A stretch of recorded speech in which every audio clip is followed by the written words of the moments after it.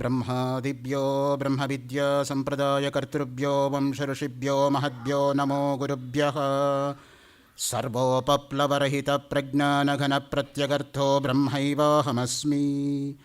ಓಂ ನಾರಾಯಣಂ ಪದ್ಮಭುಂ ವಸಿಷ್ಠಂ ಶಕ್ತಿಂಚ ತತ್ಪುತ್ರಪರಾಶರಂಚ ವ್ಯಾಸಂ ಶುಕಂ ಗೌಡಪದಂ ಮಹಾಂತಂ ಗೋವಿಂದಯೋಗೀಂದ್ರಮಥಾಸ್ಯ ಶಿಷ್ಯಂ ಶ್ರೀಶಂಕರಾಚಾರ್ಯಮಥಾಸ್ಯ ಪದ್ಮಪಾದಂಚ ಹಸ್ತಾಮಲಕಂಚ ಶಿಷ್ಯಂ ತಂತ್ರೋಟಕಂ ವಾರ್ತಿಕಕಾರಮನ್ಯಾನಸ್ಮದ್ಗುರೂನ್ ಸಂತತಮಾಗತೋಸ್ಮಿ.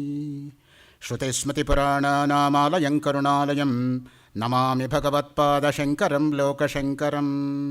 ಶಂಕರಂ ಶಂಕರಾಚಾರ್ಯಂ ಕೇಶವಂ ಬಾದರಾಯಣಂ ಸೂತ್ರಭಾಷ್ಯಕೃತೌ ವಂದೇ ಭಗವಂತೌ ಪುನಃ ಪುನಃ.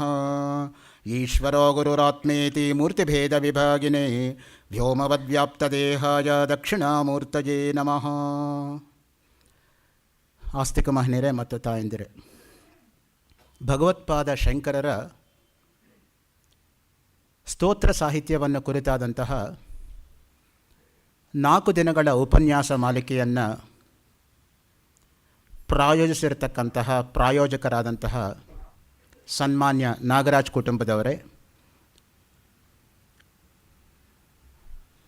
ಕರ್ಮಯೋಗಿ ಸನ್ಮಿತ್ರ BS ರಾಮು ಅವರೇ, ಹಾಗೂ ಸಕಾಲಕ್ಕೆ ದಯಮಾಡಿಸಿ 4 ದಿನಗಳು ಕೂಡ ಈ ಪ್ರವಚನವನ್ನು ಆಗು ಮಾಡೋದಕ್ಕೆ ಸಹಕರಿಸಿದಂತಹ ಶ್ರೋತ್ರಿಯ ಭಕ್ತರೇ, ಪ್ರಾಸಂಗಿಕವಾಗಿ ಇವತ್ತು ಶಿಕ್ಷಕರ ದಿನಾಚರಣೆ. ಡಾಕ್ಟರ್ S ರಾಧಾಕೃಷ್ಣನ್ ಅವರ ಹುಟ್ಟುಹಬ್ಬ. ರಾಧಾಕೃಷ್ಣನ್ ಅವರನ್ನು ಶಿಷ್ಯರೆಲ್ಲರೂ ಹೋಗಿ ತಮ್ಮ ಹುಟ್ಟುಹಬ್ಬವನ್ನು ಆಚರಣೆ ಮಾಡಬೇಕು ಅಂತ ಕೇಳಿದ್ರಂತೆ. ಅದಕ್ಕೆ ಅವರು ಹೇಳಿದ್ರಂತೆ, ನಾನೊಬ್ಬ ಶಿಕ್ಷಕ, ಅದರಿಂದ ನನ್ನ ಹುಟ್ಟುಹಬ್ಬ ಅಂತ ಆಚರಣೆ ಮಾಡಬೇಡಿ, ಶಿಕ್ಷಕರ ದಿನಾಚರಣೆ ಅಂತ ಮಾಡಿ ನನಗೆ ಸಂತೋಷ ಅಂತ. ಹಾಗೆ ಆವತ್ತಿಂದ ಶಿಕ್ಷಕರ ದಿನಾಚರಣೆ ಅಂತ ನಾವು ಆಚರಣೆ ಮಾಡ್ತಾ ಬಂದಿದ್ದೀವಿ.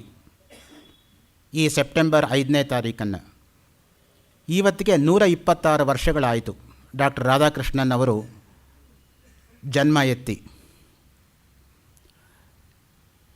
ನಿಜವಾಗಿ ನಾವು ನೋಡೋದಾದರೆ ಒಬ್ಬ ಶಿಕ್ಷಕನಿಗೆ ಯಾವ ರೀತಿಯಾಗಿರ್ತಕ್ಕಂಥ ಗುಣಗಳಿರಬೇಕು ಅನ್ನೋದನ್ನು ನಾವು ರಾಧಾಕೃಷ್ಣನ್ ಅವರಿಂದ ಪಾಠ ಕಲಿಬೇಕಾಗತ್ತೆ. ಅವರು ಅದ್ವಿತೀಯ ವಿದ್ವಾಂಸರ ಸರಿ. History of Indian philosophy volume 2, history of Indian philosophy volume 1, eastern religions and western thought, Hindu view of life, ಕಲ್ಕಿ, ಬ್ರಹ್ಮಸೂತ್ರಾಸ್, ಭಗವದ್ಗೀತಾ, 10 ಮೇಜರ್ ಉಪನಿಷತ್ಸ್ ಅಷ್ಟೆಲ್ಲ ಭಾಷಾಂತರ ಮಾಡೋದ್ರ ಜೊತೆಗೆ ಎಂತಹ ವಿನಯ ಇತ್ತು ಅವರಿಗೆ ಅನ್ನೋದಕ್ಕೆ ಒಂದು ಉದಾಹರಣೆ ನಾವು ನೋಡಬೇಕು. ಯಾರಾದರೂ ಅವ್ರಿಗೊಂದು ಕಾರ್ಡ್ ಬರೆದ್ರೆ, ಆಗಿನ ಕಾಲದಲ್ಲಿ ಕಾರ್ಡ್ ತಾನೇ ಬರುತ್ತಾ ಇದ್ದಿದ್ದು, ಇಮೇಲ್ ಏನೂ ಇರಲಿಲ್ಲ. ಕಾರ್ಡ್ ಬರೆದ್ರೆ ರಾಷ್ಟ್ರಪತಿ ಭವನದಿಂದ ಅವರೇ ಆಚೆ ಬಂದು ಅದಕ್ಕೆ ರಿಪ್ಲೈ ಬರೆದಿರ್ತಕ್ಕಂಥ ಕಾರ್ಡನ್ನು ಅವರೇ ಪೋಸ್ಟ್ ಬಾಕ್ಸಲ್ಲಿ ಹಾಕಿ ಹೋಗ್ತಾ ಇದ್ರಂತೆ. ಅದು ಅವರಿಗಿದ್ದಂತಹ ಒಂದು ಕಾಳಜಿ. ವಿದ್ಯೆ ವಿನಯದಿಂದ ಶೋಭಿಸೋದಕ್ಕೆ ಏನು ಕಾರಣ ಅನ್ನೋದಕ್ಕೆ ಆ ರೀತಿಯಾಗಿರ್ತಕ್ಕಂಥ ಉದಾಹರಣೆಗಳು ನಮ್ಮ ಮುಂದೆ ಬರುತ್ತೆ. ಅದರಿಂದ ಪ್ರಾಸಂಗಿಕವಾಗಿ ರಾಧಾಕೃಷ್ಣನ್ ಅವರನ್ನ ನೆನಪಿಸ್ಕೊಂಡು ಗುರು ಅಂದರೆ ಏನು ಅನ್ನೋದನ್ನು ತಮ್ಮ ಮುಂದೆ ಪ್ರತಿಪಾದನೆ ಮಾಡೋದಕ್ಕೆ ನಾನು ಪ್ರಯತ್ನ ಮಾಡ್ತೀನಿ. ಗುರು ಅಷ್ಟಕ ಮತ್ತು ದಕ್ಷಿಣಾಮೂರ್ತಿ ಸ್ತೋತ್ರದ ಮೊದಲ ಒಂದೊಂದು ಶ್ಲೋಕವನ್ನು ತೆಗೆದುಕೊಂಡು ಪ್ರಾಸಂಗಿಕವಾಗಿ 2 ಮಾತುಗಳನ್ನು ಹಂಚ್ಕೋತಾ ಇದ್ದೀನಿ. ಶರೀರಂ ಸುರೂಪಂ ತಥಾವಾ ಕಲತ್ರಂ ಯಶಶ್ಚಾರು ಚಿತ್ರಂ ಧನಂ ಮೇರು ತುಲ್ಯಂ ಮನಶ್ಚೇನ್ನ ಲಗ್ನಂ ಗುರೋರಂಗ್ರಿ ಪದ್ಮೆ ತತಕ್ಕಿಂ ತತಕ್ಕಿಂ ತತಕ್ಕಿಂ ತತಕ್ಕಿಂ. ಇದಕ್ಕೆ ತತಕ್ಕಿಂ ಶ್ಲೋಕ ಅಂತಲೂ ಹೇಳ್ತಾರೆ. ನೋಡಿ, ಆಚಾರ್ಯ ಶಂಕರರ ಸ್ತೋತ್ರಗಳಲ್ಲಿರ್ತಕ್ಕಂಥ ಒಂದು ವೈಶಿಷ್ಟ್ಯ ಅಂದರೆ ಪಲ್ಲವಿ ರೂಪದಲ್ಲಿ ಕೊನೆಯ ಪಾದ ಅನ್ನೋದು ಯಾವಾಗಲೂ ಕೂಡ ಬರ್ತಕ್ಕಂಥದ್ದು. ಅದು ಕಾವ್ಯದ ಶೋಭೆಯನ್ನು ಹೆಚ್ಚು ಮಾಡೋದಕ್ಕೆ ಹೊರತು ಅದು ಪುನರುಕ್ತ ದೋಷವಲ್ಲ. ಕಾವ್ಯಕ್ಕಿರ್ತಕ್ಕಂಥ ಒಂದು ಗುಣದಲ್ಲಿ ಇದು ಕೂಡ ಒಂದು ಗುಣ. ಅಂದವಾಗಿರ್ತಕ್ಕಂಥ ದೇಹ, ಸುಂದರವಾಗಿರ್ತಕ್ಕಂಥ ಪತ್ನಿ, ವಿಧ ವಿಧವಾಗಿ ಹೊಗಳ್ತಕ್ಕಂತಹ ಕೀರ್ತಿ, ಬೆಟ್ಟದಷ್ಟು ಹಣ, ಇಷ್ಟೆಲ್ಲ ಇದ್ದರೂ ಕೂಡ ಸದ್ಗುರುವಿನ ಪಾದಕಮಲಗಳಲ್ಲಿ ಮನಸ್ಸು ನಿಲ್ಲದೇ ಹೋದರೆ ಫಲವೇನು ಫಲವೇನು ಫಲವೇನು ಅಂತ. ಇನ್ನು ಏನಿದ್ದೇನು ಪ್ರಯೋಜನ ಮನುಷ್ಯನಿಗೆ? ಸದ್ಗುರುವಿನ ಪಾದಕಮಲಗಳಲ್ಲಿ ನಮ್ಮ ಮನಸ್ಸು ಅನ್ನೋದು ಯಾವಾಗಲೂ ಕೂಡ ನಿಲ್ಲಬೇಕು, ಬಂದು ಹೋಗ್ತಕ್ಕಂಥದ್ದಲ್ಲ. ಅಲ್ಲಿ ಶಾಶ್ವತವಾಗಿ ಅದು ನಿಲ್ಲಬೇಕು, ಸ್ಥಿರವಾಗಿ ಅಲ್ಲಿರಬೇಕದು. ಅದಕ್ಕೆ ಚಂದ್ರಶೇಖರ ಭಾರತಿ ಮಹಾಸ್ವಾಮಿಗಳು ಶಂಕರಾಚಾರ್ಯರ ಮೇಲೆ ಬರೆದಿರ್ತಕ್ಕಂಥ ಶಂಕರ ಪಾದಾವಲಂಬನ ಸ್ತುತಿಯ ಮೊದಲನೇ ಶ್ಲೋಕದಲ್ಲಿ ಏನು ಹೇಳ್ತಾರೆ ಅಂದರೆ, ಹೇ ಚಿತ್ತ ಭೃಂಗ ಕಿಮರ್ಥಂಧಾವಸಿ ಅನ್ಯತ್ರ ಗಚ್ಚ ಜಗದ್ಗುರೋ ಪಾದಾವಲಂಬನಂ ಸ್ವೀಕುರು. ಎಲೆ ಚಿತ್ತ ಅನ್ನೋ ಭೃಂಗವೇ, ಎಲೆ ಮನಸ್ಸು ಎಂಬತಕ್ಕಂಥ ದುಂಬಿಯೇ, ಯಾಕೆ ಸುಮ್ಮನೆ ಆ ಕಡೆ ಈ ಕಡೆ ಏಮ್ಲೆಸ್ಸಾಗಿ ಹಾರಾಡ್ತಾ ಇದೆಯಾ? ಹೋಗಿ ಅಲ್ಲಿ ಜಗದ್ಗುರುಗಳ ಪಾದಕಮಲಗಳನ್ನು ಆಶ್ರಯಿಸು, ಅಲ್ಲಿ ನಿನಗೆ ಶಾಶ್ವತವಾಗಿರ್ತಕ್ಕಂಥ ಮನಸ್ಸಿಗೆ ನೆಮ್ಮದಿ ಅನ್ನೋ ಸಿಗತ್ತೆ ಅಂತ. ಮನಸ್ಸು ನೆಮ್ಮದಿ ಇಲ್ಲದೆ ಹೋದರೆ ಇನ್ನೇನಿದು ತಾನೇ ಏನು ಪ್ರಯೋಜನ ನೋಡಿ? ಅಂದವಾಗಿರ್ತಕ್ಕಂಥ ದೇಹ ಇರ್ಬೋದು, ಸುಂದರವಾಗಿರ್ತಕ್ಕಂಥ ಪತ್ನಿನೂ ಭಗವಂತ ನಿಮಗೆ ಒದಗಿಸ್ಕೊಟ್ಟಿರಬಹುದು, ವಿಧವಾಗಿರ್ತಕ್ಕಂಥ ಹೊಗಳಿಕೆ ಮಾತುಗಳಿಗೂ ಕೂಡ ನೀವು ಪಾತ್ರರಾಗಿರಬಹುದು, ಹಣ ಬೆಟ್ಟದಷ್ಟು ಇರಬಹುದು. ಅಷ್ಟಿದ್ರೂ ಕೂಡ ಆ ಗುರುವಿನ ಕೃಪೆ ಅನ್ನೋದು ಇಲ್ಲದೆ ಹೋದರೆ ಏನು ತಾನೇ ಪ್ರಯೋಜನ ಆಗುತ್ತೆ ಮನುಷ್ಯನಿಗೆ? ಅದಕ್ಕೆ ನೋಡಿ, ಗುರುವಿನ ಬಗ್ಗೆ ಏನೆಲ್ಲ ಹೇಳಿದ್ದಾರೆ ಭಗವತ್ಪಾದ ಶಂಕರರು ಅನ್ನೋದನ್ನು ಕೆಲವು ಮಾತುಗಳಲ್ಲಿ ಹಂಚ್ಕೊಳ್ಳೋಕೆ ಇಷ್ಟಪಡ್ತೀನಿ. ಯೋಗ ತಾರಾವಳಿ ಅಂತ ಒಂದು ಪ್ರಕರಣ ಗ್ರಂಥ ಆಚಾರ್ಯ ಶಂಕರರದು. ವಂದೇ ಗುರುಣಾಂ ಚರಣಾರವಿಂದೇ ಸಂದರ್ಶಿತ ಸ್ವಾತ್ಮಸುಖಾವಬೋಧೆ ಜನಸ್ಯಯೇ ಜಾಂಗಲಿಕಾಯಮಾಣೆ ಸಂಸಾರ ಹಾಲಾಹಲ ಮೋಹ ಶಾಂತ್ಯೈ. ವಂದೇ ಗುರುಣಾಂ ಚರಣಾರವಿಂದೇ, ಗುರುಗಳ ಪಾದಕಮಲಗಳಿಗೆ ನನ್ನ ಪ್ರಣಾಮಗಳು. ಯಾಕೆ?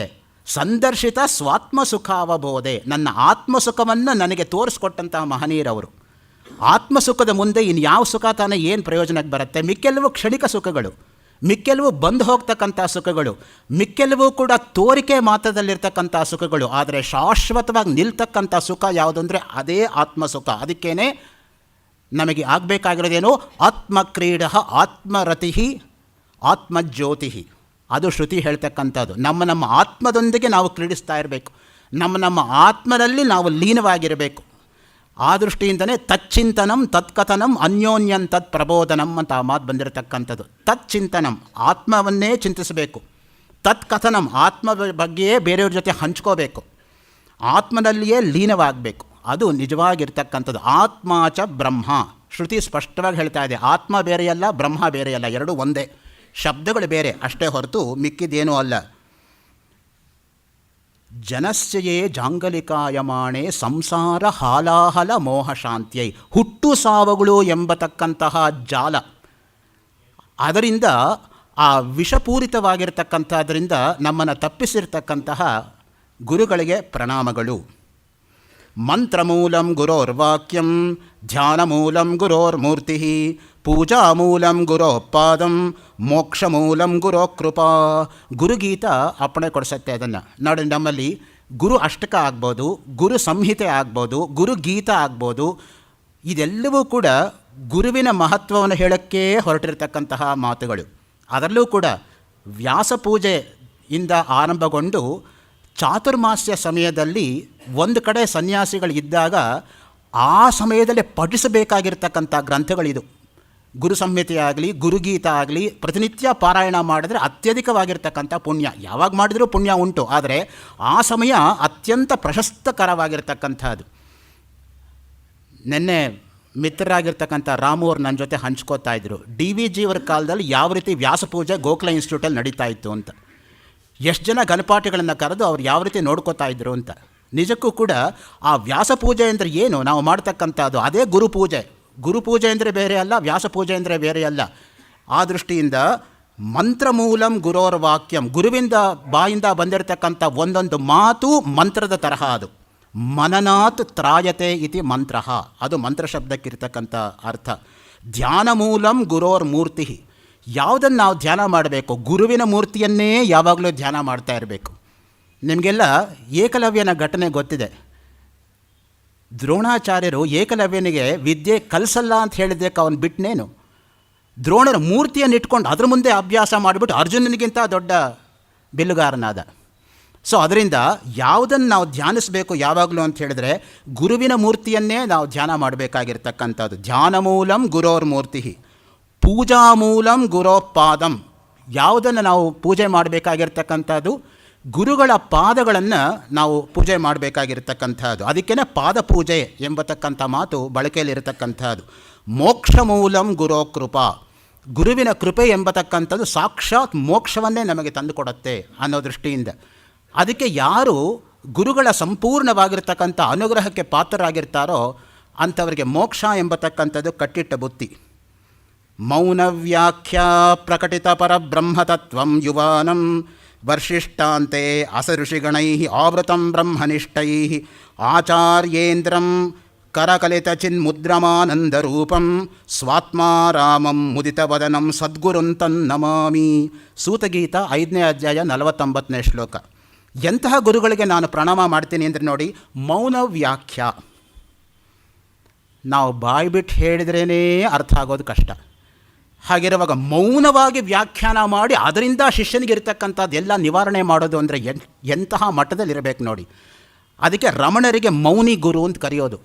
ಯಾಕೆಂದರೆ ಅವರು ಸಾಕ್ಷಾತ್ ಕಾರ್ತಿಕೇಯನ ಅಪರಾವತಾರ, ಸ್ಕಂದನ ಅಪರಾವತಾರ ರಮಣರು ಅಂತ ಹೇಳ್ತಕ್ಕಂಥ. ದೃಷ್ಟಿ ಮಾತ್ರ ಗುರು ಅಂದರೆ ರಮಣರು, ಆಲಿಂಗನ ಮಾತ್ರ ಗುರು ಅಂತ ಹೇಳಿದರೆ ರಾಮಕೃಷ್ಣ ಪರಮಹಂಸರು, ಮತ್ತು ಸ್ಪರ್ಶ ಮಾತ್ರ ಗುರು ಅಂದರೆ ಚಂದ್ರಶೇಖರ ಭಾರತಿ ಮಹಾಸ್ವಾಮಿಗಳು. ಅವರು 3 ಜನ ನಿಜಕ್ಕೂ ಕೂಡ ಕಣ್ಣಿಗೆ ಕಟ್ಟಿದ ಹಾಗೆ ನಮ್ಮ ಮುಂದೆ ಇರತಕ್ಕಂಥವರು. ಅದಕ್ಕೆ ಸ್ವಲ್ಪ ಹೊತ್ತಾದಮೇಲೆ ಬರ್ತೀನಿ. ಆದ್ದರಿಂದ ಮೋಕ್ಷ ಮೂಲಂ ಗುರೋ ಕೃಪಾ, ಆ ಗುರುವಿನ ಕೃಪೆಯನ್ನು ನಾವು ಸಂಪಾದನೆ ಮಾಡಬೇಕು. ಅದರಿಂದ ಏನು ಬೇಕಾದರೂ ಸಾಧ್ಯವಾಗುತ್ತೆ. Nothing is impossible. Impossible is a word found in fools dictionary, throw it ಅಂತ ಅದಕ್ಕೆ ನೆಪೋಲಿಯನ್ ಹೇಳಿದ್ದು. ಪ್ರತಿಯೊಂದು ಸಾಧ್ಯತೆ ಇದೆ, ನನಗೆ ಸಾಧ್ಯ ಇಲ್ಲ ಅನ್ನೋದನ್ನು ಮೊದಲು ಬಿಡಬೇಕು. We should always have positive outlook. Never negative outlook should Hoover around us. ಅದಕ್ಕೆ ನಾವು ಆಸ್ಪದ ಕೊಡಬಾರ್ದು ಯಾವಾಗಲೂ ಕೂಡ. ಮೌನವ್ಯಾಖ್ಯ. ಚಂದ್ರಶೇಖರ ಭಾರತಿ ಮಹಾಸ್ವಾಮಿಗಳ ಜೀವನದಲ್ಲಿ ಒಂದು ಘಟನೆ ನಡೀತಂತೆ. ಒಬ್ಬರು ತರ್ಕಶಾಸ್ತ್ರ ಪಂಡಿತರು ಇವತ್ತು ಸ್ವಾಮಿಗಳನ್ನು ತರ್ಕದಲ್ಲಿ ಓಡಿಸ್ಬಿಡ್ತೀವಿ, ಸೋಲಿಸ್ಬಿಡ್ತೀವಿ ಅಂತ ಅಹಂಕಾರದಿಂದ ಮೆರಿತಾ ಬಂದ್ರಂತೆ. ಸ್ವಾಮಿಗಳು ಶಾರದಾ ಸನ್ನಿಧಿನಲ್ಲಿ ಪೂಜೆ ಮಾಡ್ತಾ ಕೂತಿದ್ದಾರೆ. ಅಲ್ಲೊಬ್ಬ ಮೂಗ ನಿಂತಿದ್ದಂತೆ. ಜನ್ಮೇಪಿ ಮಾತು ಆಡಿಲ್ಲ, ಆಡೋಕ್ಕಾಗಲ್ಲ, ಮೂಗ ಅವನು, ಹುಟ್ಟು ಮೂಗ. ಸುಮ್ಮನೆ ಸ್ವಾಮಿಗಳು ಅವನ ಕಡೆ ನೋಡಿದ್ರಂತೆ. ನೋಡಿದ್ರಿಂದ ಮಾತು ಬಂದಿದ್ದು ಮಾತ್ರ ಅಲ್ಲ, ಅವನಿಗೆ ಸಮಸ್ತವಾಗಿರೋ ತಮ್ಮ ತರ್ಕಶಾಸ್ತ್ರ ಪಾಂಡಿತ್ಯವನ್ನು ಟ್ರಾನ್ಸ್ಫರ್ ಮಾಡಿ ಅವನು ಮಾತಾಡಿಸ್ಬಿಟ್ಟು ಅವ್ರನ್ನ ಆಚೆಗೆ ಓಡಿಸಿದ್ನಂತೆ. ಅವ್ರಿಗೇನೋ ಗೊತ್ತಿಲ್ಲ ಅಂತ ತರ್ಕ ಪಂಡಿತರನ್ನು. ಆ ಮಟ್ಟ ಇದೆಯೋ ಅದು ಮೌನವ್ಯಾಖ್ಯ. So that's a levelless level which you can't even imagine. That's beyond imagination, that's beyond rationality, that's beyond logic, because logic has got its own limitation. ನೈಷಾ ತರ್ಕೇಣ ಮತಿರಾಪನೇಯ. ತರ್ಕದಿಂದ ಎಲ್ಲವೂ ಸಾಧ್ಯ ಆಗತ್ತೆ ಅಂದರೆ ಆಗಲ್ಲ. ತರ್ಕಕ್ಕೆ ತನ್ನದೇ ಆಗಿರ್ತಕ್ಕಂಥ ಇತಿಮಿತಿಗಳಿದೆ. ದೊನ್ನೆಯಿಂದ ತುಪ್ಪ ಇದೆಯೋ, ತುಪ್ಪದಿಂದ ದೊನ್ನೆ ಇದೆಯೋ ಅಂತ ಏನು ಆರ್ಗ್ಯೂ ಮಾಡಿದ್ದೆ ಗಂಟೆಗಟ್ಟಲೆ. ಬಗ್ಗಿಸಿ ನೋಡಿದ್ರೆ ಗೊತ್ತಾಗಲ್ವ ಯಾವುದರಿಂದ ಯಾವುದಿದೆ ಅಂತ. ಅದಕ್ಕೆ ಅಷ್ಟು ಆರ್ಗ್ಯುಮೆಂಟ್ ಬೇಕಾ? ಪ್ರತ್ಯಕ್ಷವಾಗಿ ಒಂದು ಆನೆ ನಿಂತಿದೆ, ಅದನ್ನು ಆನೆ ಅಂತ ನಂಬೋದಿಲ್ಲ ತರ್ಕ ಗೊತ್ತಿರೋನು. ಅದು ಗೀಳಿಡಬೇಕು. ಗೀಳಿಡ್ತಕ್ಕಂಥ ಶಬ್ದ ಆನೆಯ ಬಾಯಿಂದ ಬರೋದರಿಂದ ನನ್ನ ಎದುರುಗಡೆ ಇರತಕ್ಕಂಥ ಪ್ರಾಣಿ ಗೀಳಿಡ್ತಾ ಇರೋದರಿಂದ ಆನೆಯೇ ಆಗಿರಬೇಕು ಅಂತ ಅವನು ವಾದ ಮಾಡೋಷ್ಟೊತ್ತಿಗೆ ಅದು ಬಂದು ತುಳಿದಾಕ್ಬಿಟ್ಟಿರ್ತಾವ. ಅವನು ಇರೋದೇ ಇಲ್ಲ. ಸೊ ಅಲ್ಲಿಗೆ where is the end for logic? ತರ್ಕ ಅಪ್ರತಿಷ್ಠಾನಾತ್. ಬ್ರಹ್ಮಸೂತ್ರದಲ್ಲಿ ಅದಕ್ಕೆ ಹೇಳ್ತಕ್ಕಂಥದ್ದು. ನೈಷಾ ತರ್ಕೇಣ ಮತಿರಾಪನೇಯ ಪ್ರೋಕ್ತಾನ್ಯೇನೈವ ಸುಜ್ಞಾನಾಯ ಪ್ರೇಷ್ಠ ಯಾಂತ್ವಮಾಪ ಸತ್ಯಧೃತಿರ್ಬತಾಸಿ ತ್ವಾದೃಗ್ನೋ ಭೂಯಾನ್ ನಚಿಕೇತ ಪೃಷ್ಠ. ಕಠೋಪನಿಷತ್ತಲ್ಲಿ ತರ್ಕದ ಇತಿಮಿತಿಗಳನ್ನು ತೋರಿಸಿದ್ದಾರೆ. ಹಾಗೆಯೇ ಶಿವಾನಂದ ಲಹರಿಯಲ್ಲಿ ಭಗವತ್ಪಾದ ಶಂಕರರ ಸ್ತೋತ್ರ ನೋಡಿ. ಘಟೋವಾ ಮೃತ್ಪಿಂಡೋಪ್ಯನಿರುಪಿಚ ಧೂಮೋಗ್ನಿರಚಲಃ ಪಟೋವಾ ತಂತುರ್ವಾ ಪರಿಹರತಿ ಕಿಂ ಘೋರ ಶಮನಂ ವೃಥಾ ಕಂಠಕ್ಷೋಭಂ ವಾಸಿತರಸ ತರ್ಕವಚಸ ಪದಾಂಬೋಜಂ ಶಂಭೋರ್ಭಜ ಪರಮ ಸೌಖ್ಯಂ ವ್ರಜಸುದೀಹಿ. ನಿನ್ನ ಘಟ ಪಟ ಕುಡ್ಯ ಕುಶಲ ಯಾವುದು ಕೊನೆ ಕಾಲಕ್ಕೆ ಹತ್ತಿರ ಬರಲ್ಲಪ್ಪ. ಭಜಗೋವಿಂದಂ ಭಜಗೋವಿಂದಂ ಗೋವಿಂದಂ ಭಜ ಮೂಢಮತೆ ಸಂಪ್ರಾಪ್ತೆ ಸನ್ನಿಹಿತೆ ಕಾಲೇ ನಹಿ ನಹಿ ರಕ್ಷತಿ ಡುಕ್ರಿಂಕರಣೆ. ನಿನ್ನ ತರ್ಕ ವ್ಯಾಕರಣ ಯಾವುದು ಕೊನೆ ಕಾಲಕ್ಕೆ ಬರಲ್ಲ. ಸೊ ಅದರಿಂದ ಮುಖ್ಯವಾಗಿ ಬೇಕಾಗಿರ್ತಕ್ಕಂಥದ್ದು ಆ ಗುರುಗಳ ಅನುಗ್ರಹ ಎಂಬತಕ್ಕಂಥದ್ದು. ಆಚಾರ್ಯೇಂದ್ರಂ ಕರಕಲಿತ ಚಿನ್ಮುದ್ರಮಾನಂದ ರೂಪಂ. ನೋಡಿ, ಚಿನ್ಮುದ್ರ ಅದು ಶಂಕರರದು. ನಾನು ನೆನ್ನೆ ಮಾತ್ರ ಹಂಚ್ಕೊಂಡಿದ್ದೀನಿ. ಮತತ್ರಯ ಆಚಾರ್ಯರ ಮುದ್ರೆ ಏನು ಅನ್ನೋದನ್ನು. ಶಂಕರರದು ಚಿನ್ಮುದ್ರ ಆದರೆ ಭಗವದ್ ರಾಮಾನುಜರದು ಅಂಜಲಿ ಮುದ್ರ, ಮಧ್ವಾಚಾರ್ಯದು ಕರ್ತರಿ ಮುದ್ರ. ಸೊ ಕಂಪ್ಯಾರಿಟಿವ್ ಆಗಿ ಯೋಚನೆ ಮಾಡಿದ್ರೆ 15 ಪಾಯಿಂಟ್ಸಲ್ಲಿ you can draw similarities between all the 3 acharyas. ಅದೇ ಒಂದು ಉಪನ್ಯಾಸ ಆಗಿಬಿಡುತ್ತೆ, ಅದಂತ ಈಗ ಬೇಡ ಅದು. ಆಚಾರ್ಯೇಂದ್ರಂ. ಆಚಾರ್ಯ ಅಂದರೆ ಯಾರು? 3 ಗುಣ ಇರಬೇಕು ಆಚಾರ್ಯ ಅಂತ ಅನ್ನಿಸ್ಕೋಬೇಕಾದ್ರೆ. ಆಚಿನೋತಿ ಶಾಸ್ತ್ರಾರ್ಥಾನ್ ಆಚಾರ್ಯ ಸ್ಥಾಪಯತ್ಯಪಿ ಸ್ವಯಂ ಆಚರತೆ ಯಸ್ತು ಸತು ಆಚಾರ್ಯ ಇತಿ ಶ್ರುತಃ. ಕೆಲವು ಚೆನ್ನಾಗಿ ವಿಷಯ ತಿಳ್ಕೊಂಡಿರ್ತಾರೆ, ಆದರೆ ಬೇರೆಯವ್ರಿಗೆ ಹೇಳೋಕ್ಕೆ ಬರಲ್ಲ. ಇನ್ನು ಕೆಲವು ವಿಷಯವನ್ನೂ ಚೆನ್ನಾಗಿ ತಿಳ್ಕೊಂಡಿರ್ತಾರೆ, ಬೇರೆಯವ್ರಿಗೆ ಹೇಳೋ ಸಾಮರ್ಥ್ಯನೂ ಪಡ್ಕೊಂಡಿರ್ತಾರೆ. ಈಗ ತಾನೇ ಒಳಗೆ ಬಂದಿರತಕ್ಕಂಥ ನಮ್ಮ ವಿಜಯಲಕ್ಷ್ಮಿ ಮೇಡಮ್ ತರಹ. ಇನ್ನು 3ನೇ ಥರ ಕೆಲವರು ಇರ್ತಾರೆ, ಅವರು ಸ್ವಾನುಭವದಿಂದ ಹೇಳ್ತಾರೆ ಪ್ರತಿಯೊಂದನ್ನು ಕೂಡ. ಅವ್ರು ಮಾಡಿದ ಲಾಜಿಕ್ ಇನ್ನೂ ಜ್ಞಾಪಕ ಇದೆ. ಸೊ ಯಾತಕ್ಕೆ ಹೇಳ್ತಾ ಇದ್ದೀನಿ ಅಂತ ಹೇಳಿದ್ರೆ, ಆಚಾರ್ಯ ಅಂದರೆ 3 ಗುಣ ಇರಬೇಕು. ಕೆಲವು ಚೆನ್ನಾಗಿ ತಿಳ್ಕೊಂಡಿರ್ತಾರೆ, ಆದರೆ ಹೇಳೋ ಶಕ್ತಿ ಇರಲ್ಲ. ಕೆಲವರು ಹೇಳೋ ಶಕ್ತಿ ಇದ್ದರೂ ಕೂಡ ತಿಳ್ಕೊಂಡೇ ಇರೋದಿಲ್ಲ. ಎರಡೂ ಪ್ರಯೋಜನಕ್ಕೆ ಬರಲ್ಲ. ಎರಡೂ ಇದ್ದರೂ ಕೂಡ ಅನುಭವಿಸ್ಕೊಂಡು ಸ್ವಾನುಭವದಿಂದ ಹೇಳಬೇಕು. ಅದಕ್ಕೇ ಅನುಭವಾವಸಾನತ್ವ ಶಾಸ್ತ್ರಾಣಂ ಅನುಭವಗಮ್ಯಂ ಹಿ ವಿದ್ಯಾ ಫಲಂ. 2 ಬ್ರಹ್ಮಸೂತ್ರಗಳು ಅದಕ್ಕೆ ಹೊರಟಿದೆ, ಅನುಭವವನ್ನು ಹೇಳೋದಕ್ಕೆ ಇರತಕ್ಕಂಥದ್ದು. 100 ವೇದವಾಕ್ಯ ಬಂದು ಬೆಂಕಿ ತಣ್ಣಗಿದೆ ತಣ್ಣಗಿದೆ ಅಂತ ನೀನು ಒಪ್ಪಬೇಕಾಗಿಲ್ಲ. ನಿನ್ನ ಅನುಭವಕ್ಕೆ ಏನು ಬರ್ತಾ ಇದೆ? ಬೆಂಕಿ ಹತ್ತಿರ ಹೋದರೆ ಕೈಯಲ್ಲಿ ಸುಡುತ್ತಾ ಇಲ್ವೋ? ನಹಿ ಅಗ್ನಿಶೀತಃ ಇತಿ ಶ್ರುತಿಶತೇನಾಪಿ ಅಗ್ನಿಶೀತಃ ಇತಿ ಅಭ್ಯುಪಗಂತುಂ ಶಕ್ಯತೆ. ಆಚಾರ್ಯ ಶಂಕರ ಭಾಷ್ಯ. ಬೆಂಕಿ ತಣ್ಣಗಿದೆ ಅಂತ 100 ವೇದವಾಕ್ಯ ಬಂದು ಹೇಳಿದರೂ ಕೂಡ ನೀವು ಒಪ್ಪಬೇಕಾಗಿಲ್ಲ. ನಿನ್ನ ಅನುಭವಕ್ಕೆ ಏನು ಬರ್ತಾ ಇದೆ? ನನಗೆ ಹಸುವಾದಾಗ ನಾನೇ ಊಟ ಮಾಡಬೇಕೇ ಹೊರತು ನಾನು ಊಟ ಮಾಡಿ ರಾಮವ್ರ ಹಸುವು ಹೋಗಲಿ ಅಂದರೆ ಹೋಗುತ್ತಾ? ಸೊ ಅದರಿಂದ ಅವರವರ ಹಸುವನ್ನು ಅವರವರೇ ನೀಗಿಸ್ಕೋಬೇಕಾಗತ್ತೆ ಯಾವಾಗಲೂ ಕೂಡ. ಆಚಾರ್ಯೇಂದ್ರಂ ಕರಕಲಿತ ಚಿನ್ಮುದ್ರಂ ಆನಂದ ರೂಪಂ. ಅದು ಯಾವುದನ್ನು ಉಂಟು ಮಾಡ್ತಾ ಇದೆ ನಮಗೆ? ಆನಂದ. ಯಾವ ಆನಂದ ಅದು? ಬ್ರಹ್ಮಾನಂದ. ಎಂಥ ಬ್ರಹ್ಮಾನಂದ? ಬ್ರಹ್ಮಾನಂದಂ ಪರಮಸುಖದಂ ಯೋಗಿನಾಮಪ್ಯಗಮ್ಯಂ. ಆ ಆನಂದ ನಮಗೆ ಬೇಕಾಗಿರ್ತಕ್ಕಂಥದ್ದು. ತತ್ವಮಸ್ಯಾದಿ ಲಕ್ಷ್ಯಂ. ಲಕ್ಷ್ಯ ಎಲ್ಲಿರಬೇಕು? ತತ್ವಮಸಿ ವಾಕ್ಯದಲ್ಲಿ ಲಕ್ಷ್ಯ ಇರಬೇಕು. ತತ್ ತ್ವಂ ಅಸಿ. ಆ ಬ್ರಹ್ಮವೇ ನೀನಾಗಿದ್ದೀಯಾ. ಛಾಂದೋಗ್ಯೋಪನಿಷತ್ತಿಗೆ ಸೇರಿರ್ತಕ್ಕಂಥ, ಸಾಮವೇದಕ್ಕೆ ಸೇರಿರ್ತಕ್ಕಂಥ ವಾಕ್ಯ ನೋಡಿ. ನಮ್ಮಲ್ಲಿ 4 ವೇದಗಳಿಗೆ 4 ಮಹಾವಾಕ್ಯಗಳಿದೆ. ಒಂದೊಂದು ಮಹಾವಾಕ್ಯಕ್ಕೂ ಎಂತಹ ಒಂದು ಅನುಭವ ವೇದ್ಯವಾಗಿರ್ತಕ್ಕಂಥ ಅರ್ಥ ಇದೆ ಅಂದರೆ, ತಿರುಪತಿಯ ರಾಷ್ಟ್ರೀಯ ಸಂಸ್ಕೃತ ವಿದ್ಯಾಪೀಠದ ಅದ್ವೈತ ವೇದಾಂತದ ಪ್ರಾಧ್ಯಾಪಕರಾಗಿರ್ತಕ್ಕಂಥ ಡಾಕ್ಟರ್ ML ನರಸಿಂಹಮೂರ್ತಿಯವರು 32 ವರ್ಷಗಳ ಹಿಂದೆ ಸಂಸ್ಕೃತದಲ್ಲಿ ರಚನೆ ಮಾಡಿದಂಥ PhD ಥೀಸಿಸ್ ಹೆಸರೇನು ಅಂದರೆ 4 ಮಹಾವಾಕ್ಯಾಸ್ ಅಕಾರ್ಡಿಂಗ್ ಟು 3 ಆಚಾರ್ಯಾಸ್ ಅಂತ. 3 ಜನ ಆಚಾರ್ಯರು 4 ಮಹಾವಾಕ್ಯಗಳನ್ನು ಯಾವ ರೀತಿಯಾಗಿ ಅವರು ಬಳಸ್ಕೊಂಡಿದ್ದಾರೆ ಅನ್ನೋ ದೃಷ್ಟಿಯಿಂದ. ಸೊ ಕಂಪ್ಯಾರಿಟಿವ್ ಔಟ್ಲುಕ್ ತೆಗೆದುಕೊಂಡ್ರೆ, ಚಂದ್ರಹೀನ ಯಥಾ ರಾತ್ರಿ ರಾತ್ರಿಹೀನಂ ಯಥಾ ದಿನಂ ನೃಪಹೀನಂ ಯಥಾ ಸೈನ್ಯಂ ಗುರುಹೀನಃ ತಥಾ ನರಃ. ಗುರು ಇಲ್ಲದೆ ಇರೋವನ ಗತಿ ಏನಾಗತ್ತೆ ನೋಡಿ. ಚಂದ್ರಹೀನ ಯಥಾ ರಾತ್ರಿ. ರಾತ್ರಿಗೆ ಯಾವುದರಿಂದ ಬೆಲೆ? ಚಂದ್ರನಿಂದ ಬೆಲೆ. ಅದಕ್ಕೆ ಪ್ರತಿಯೊಬ್ಬರು ಕೂಡ ಬೆಳದಿಂಗಳಿರ್ತಕ್ಕಂಥ ರಾತ್ರಿನೇ ಅಪೇಕ್ಷೆ ಪಡ್ತಾರೆ ಹೊರತು ಅಮಾವಾಸ್ಯೆ ರಾತ್ರಿ ಯಾರಿಗೆ ಬೇಕು? ಕಳ್ಳರೊಬ್ಬರನ್ನು ಬಿಟ್ಟರೆ.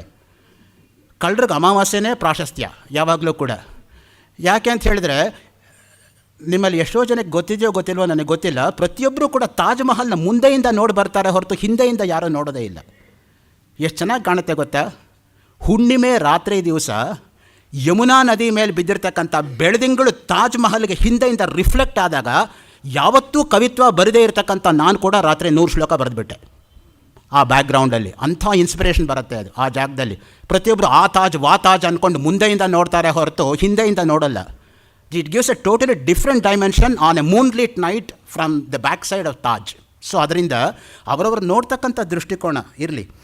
ಸೊ ಅದಕ್ಕೆ ಮುಖ್ಯವಾಗಿ ಚಂದ್ರನಿಲ್ಲದೆ ಇರತಕ್ಕಂಥ ರಾತ್ರಿ ಶೋಭಿಸೋದಿಲ್ಲ, ರಾತ್ರಿ ಇಲ್ಲದೆ ಇರತಕ್ಕಂಥ ದಿನ ಶೋಭಿಸೋದಿಲ್ಲ. ನೋಡಿ, ದಿನಕ್ಕೆ ನಮಗೆ ಬೆಲೆ ಬರಬೇಕಾದ್ರೆ ರಾತ್ರಿ ಇರಬೇಕು. ಕತ್ತಲೆ ಇದ್ದಾಗ ನಾವು ಎಷ್ಟು ಒದ್ದಾಡ್ತೀವಿ ನೋಡಿ. ಬೆಳಕು ಬಂದಾಗ ಹಬ್ಬ ಬೆಳಕು ಬಂತು ಅಂತ ಅನ್ಕೋತೀವಿ. ಅದರಲ್ಲೂ ಪರೀಕ್ಷೆ ಹಿಂದಿನ ದಿವಸ ಮಕ್ಕಳು ಓದೋವಾಗ ಲೈಟ್ ಹೋಗಿಬಿಟ್ರೆ ಬೇಡ ಅವರ ಸ್ಥಿತಿ. ಯಾಕಂದರೆ ಮುಂಚೆ ಓದಿರಲ್ಲ ಪಾಪ, ಆವತ್ತು ಓದೋಣ ಅಂತ ಎಲ್ಲ ಸರಕು ತೆಗೆದಿಟ್ಕೊಂಡಿರ್ತಾರೆ, ಆವತ್ತೇ ಲೈಟ್ ಹೋಗುತ್ತೆ. ಸೊ ಅದರಿಂದ ಮುಖ್ಯವಾಗಿ ನಮಗೆ ಬೇಕಾಗಿರ್ತಕ್ಕಂಥದ್ದು ಏನು ಅಂದರೆ, ಆ ಲೈಟಲ್ಲ ನಮಗೆ ಬೇಕಾಗಿರೋದು.